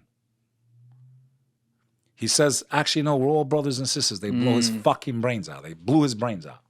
Okay? Yeah, that's... Because, you know, it is what it is. But what I'm trying to say is the summary of everything we spoke about. If you believe in the story of creation, if you believe in God, then you know the demonic realm's real. The demonic realm was here before us. And the demonic realm, you think, is this alien thing? There's a big part of them that their only objective is to destroy us. I believe there's human beings that cooperate with that dimension. There is an agenda to convince humanity they were created by aliens and not by God. And you can agree on that if you're a Christian and a Muslim, because we both can agree on that. And none of us have the knowledge and wisdom of God. I think there's technology that has figured out or discovered living creatures in another dimension. They definitely know something. Would you agree that they know something that the masses don't know? The elite groups? Yeah, they know UFOs, some things. UAPs, all this stuff. Yeah, sure. Do you think there's not more to this? I think there's more to it. You think it's aliens 100%? I don't know. Do you think I'm crazy with this theory? No. I think you're basing it on Abrahamic faiths. And on some of your religious beliefs, which I don't necessarily have to agree with, but I'm open to hearing what you have to say. I'm very, very ambivalent on all this stuff because when I say I don't know what I don't know, let's expand that and get that to we don't know fucking shit, right? We see some screenshots of someone who claimed they saw an orb on Twitter, right? The best we can get is like a well put together James Fox documentary. And I love James, good friend. He does a really good job. But like it's scratching the surface of the iceberg, if that, right? And with all these cameras, no real good footage. But here's HD. So here's an argument I have for that. If you were, let's play this hypothetical game. If you were an extremely advanced civilization with technology that you and I could not even Comprehend, fathom, thousands, tens of thousands of years ahead. Light years ahead of us. Let's not even say that this is a simulation here of their making. I don't want to go there. I just want to say they're an advanced civilization. If they are so advanced and effectively have the ability to be invisible, have the ability to simulate things ahead of time, on forecast or whatever. Exactly, with a perfect with perfect accuracy. Let's say that these sightings that James reports on since World War II, I would, he's my friend. I'm biased, but like I think James is the greatest historian post World War II of any alleged alien sightings there is. The guy's unbelievable. But like, let's say that these sightings that happened all over the world, from Australia to Russia to China to Africa to the U.S. to South America, let's say that these different patterns that all these different people from different walks of life saw that were very similar, short, gray man, whatever, with the same kind of colored eyes and some ability of telepathy, slimy touch to them, the whole bit. The UFOs they describe in a similar way with some of the similar symbology. And again, this is pre-internet in many cases, so they couldn't like chat message each other and find out, oh, I'm going to say this, you say that. Like, let's say all that happened as those people reported it. My argument has always been perhaps that is simulated ahead of time by said advanced civilization to say like, oh, this time we're going to let these people see us, because no one's going to believe them anyway, right? We just want to see how that'll affect things. And let me tie this into something with just fucking with the human race. So there is a legend, and I'm going to call it that because I actually don't believe this happened. I think it's a legend. I lean towards this didn't happen. However, when Jimmy Carter was in office, Jimmy Carter was a very religious guy, right? Cared a lot about the church and, believed in Jesus, the whole bit. There is a story that he was read in on intelligence by whatever insert agency here came in on the UFO stuff. And when the agents left the room, Jimmy Carter was weeping. And he was weeping because essentially what they had just told us is that there are aliens, they are an advanced civilization. Not only have they been here, they are here, and they're the ones who created all these different religions as an experiment to see what would happen with us humans. And when I see something like that, and then I take that idea and I airlift that into, they're cited every once in a while by select groups of people around the world, and there's a similar pattern so that you can tie it together and say, ooh, do we have something here? I'm thinking they're in control of that. They let that happen. Perhaps they're flying right here, right now. Perhaps, I'm not saying they are. And we can't see them because this is one of the quintillion trillion times where they're not showing their face, right? So maybe it is like they're just fucking with us. I don't know, though, because I can't think like that. And the only other angle that you'd have to inject into this as a possibility is that it could be time-traveling future humans, right? Like, you've seen the movie Interstellar? Right? So Matthew McConaughey leaves the planet. He comes back technically like 85 years later, but his life is only past, I forget, let's call it a year. I don't even think it was a year, but let's say a year in his time passed by while he was gone. So he comes back. His daughter, who was fucking 13 when he left, is now 95 dying on her deathbed. Matthew McConaughey, by my definition of the word, and I think the actual definition of the word, is an alien. He is coming from a different time in a different place to a world that he did not leave. Now, you could extrapolate that and say, oh, well, then are the astronauts aliens when they go up in space for a year and come back? I understand that. But if there's generational shift and a completely technologically changed world when you come back, you are effectively walking among things that you don't understand and can't comprehend. Or if you're a future human in our example, you can come back and know everything and think that this is all primitive shit, like people playing with sticks and stones. It's like us playing regular Nintendo right now. I don't want to play that shit. It's boring. Even way worse. I'm going to play Call of Duty. But sure.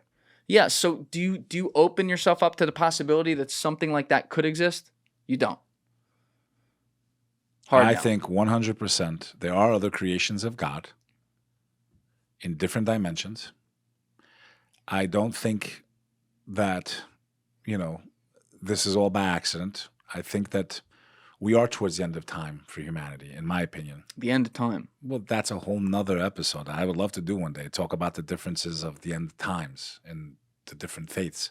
Very fascinating stuff.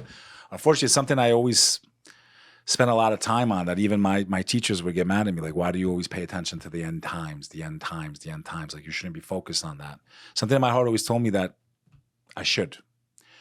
And, you know, it's not looking too good out there. You think so? Do you think because of nuclear war, AI? I think because that the family unit, in my opinion, is the molecule of society. And when you split that, it's like when you split an atom. You can make an atomic weapon with that, right? Right, but there have been plenty of times in history where the family unit came apart and an empire fell, but the world went on. That's correct. But this time we all have the same disease. What's that? This culture that's spread all over the world. This only me, only I matter, fuck them and get some money. This is spreading throughout the entire world at the same time. You see, when we take things from the Abrahamic perspective, God only destroyed Egypt at that time, or Sodom and Gomorrah. The only time he destroyed the whole world was during the time of Noah. But the world wasn't as advanced as it is today. We didn't have as many civilizations. There was only a few of them, right? This time, we're advanced. We're all over. We're 9 billion. He's given us time after time after time.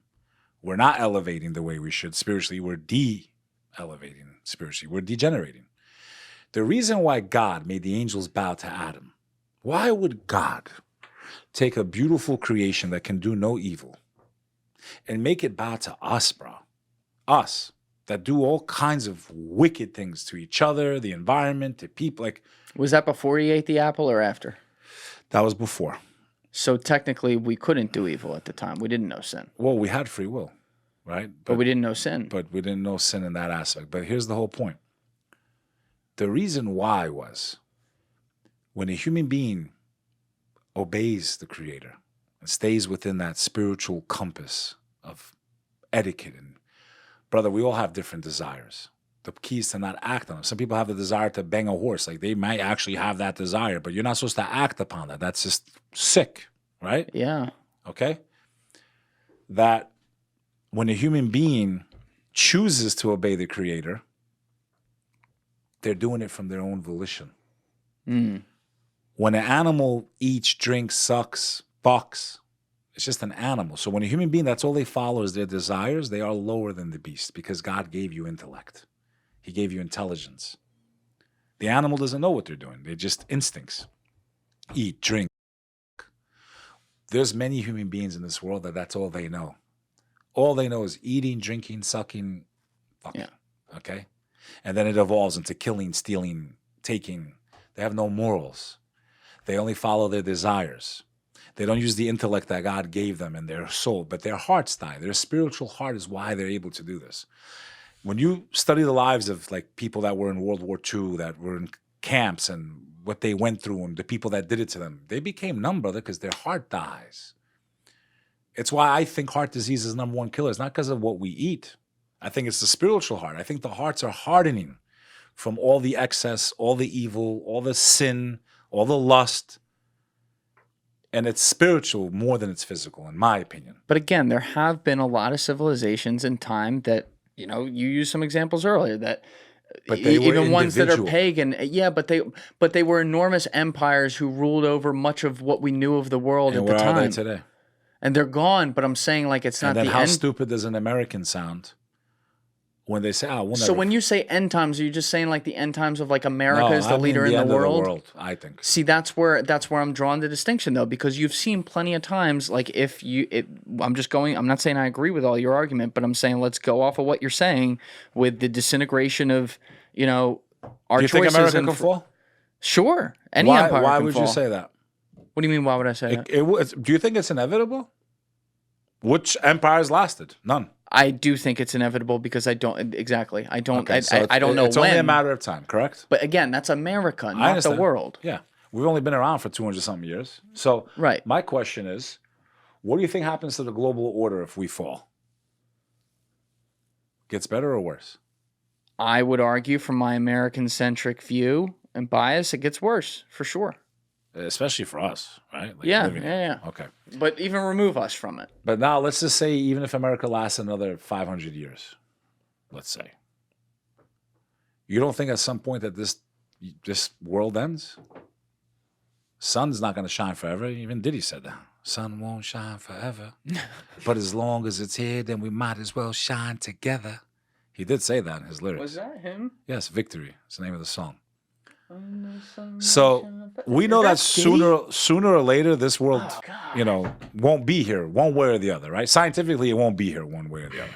That star, the sun, eventually dies. Unless we have an interstellar moment or whatever the hell he did to bring the sun back or whatever it was. Shout out Matthew McConaughey. McConaughey. Yeah. Is it McConaughey or McConaughey? I say he. That guy has had more money for, like, he used to promote this product called Region X. You put this in, your hair comes back. My man, you got a hair transplant, okay? All right, it takes one to know one, all right? You're in the 90s, all right? You got a hair transplant, all right? Like, just admit it.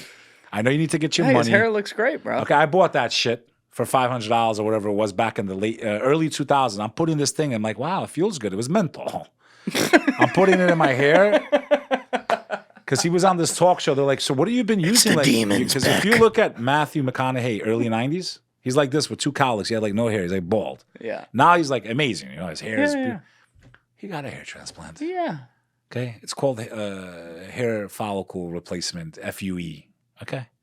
He probably went on Turkish hairlines to Istanbul. Matthew, he got me good though. I got a couple thousand out of me for that one. Oh my God. I was like 21. I'm like, oh my God, I'm losing my hair. But you were saying like, we started this tangent with the interstellar plot where he goes and stops it from happening. Yeah. And you think we're on the way to all the dimensions, in my opinion, all the dimensions that exist are on the same timeline. I don't think we exist in us. Like, there's not another Bek and another, like kind of like that show, The Man in the High Castle. Oh yeah, phenomenal. Okay, show. Great. I loved it. I don't believe that that's the reality of the universe and the world that we live in. But you argued for that earlier when you were talking about potentially the ability of CERN, because that's exactly what the Nazis in that show were doing. A wormhole to allow the demonic dimension into this realm to fuck with us. Right, but that's basically what the Nazis were doing, minus the exact terminology. You're talking about altering timelines. I believe that might be a part of the universal timeline, meaning towards the end of time. They come into this dimension to lead us astray. Look, we cured death. Look, your grandmother. You understand? Now we're worshiping these beings. We're following the false Messiah. Okay? Because you hear people talking about Project Blue Beam. I'm just saying, if you see people telling you they cured death and they brought your grandmother back to life, I promise you, remember this lecture with Julian Dorey. It'll be the most important lecture you've ever listened to in your entire life. Most important one. Okay? And your afterlife, because we're playing for keeps, people. There's no second chance in the next round. This is the only shot we got. Okay? There's an agenda to convince people they were created by aliens. And these people, these characters we mentioned throughout the show, I believe some of them know that they're doing it. Some of them don't realize they're doing it. Some of them just care about the money. And that's the truth. Bek Lover, I feel like that's a good spot to stop this freight train. We went all over the damn place. I'm really sorry to the audience. I really am, man. Hey, listen. We should have been. It was interesting, but like, hey, when you're on a roll, I got to let you roll. It is what it is. Respect to everyone. Respect to all the God-fearing people out there. Respect to my Christians, Jews, Muslims, regardless of shout out everybody. What I believe personally. If I offended any of you, I apologize. I don't have the right to do that. It's your choice, your soul. You don't have to believe what I believe. I don't have to believe what you believe. But we are not enemies. That is a fact. I agree. Okay? And there's powers that be that want us to be. And I think they're a part of everything we spoke about today. I agree. All right, respect to Julian Dorey. And thank you for coming on, brother. Appreciate you. Everybody else, you know what it is. Give it a thought. Get back to me. At Bek Lover NYC, man. Peace. Thank you guys for watching the episode. Before you leave, please be sure to hit that subscribe button and smash that like button on the video. It's a huge help. And also, if you're over on Instagram, be sure to follow the show at Julian Dorey Podcast, or also on my personal page at Julian D. Dorey. Both links are in the description below. Finally, if you'd like to catch up on our latest episodes, use the Julian Dorey Podcast playlist link in the description below. Thank you.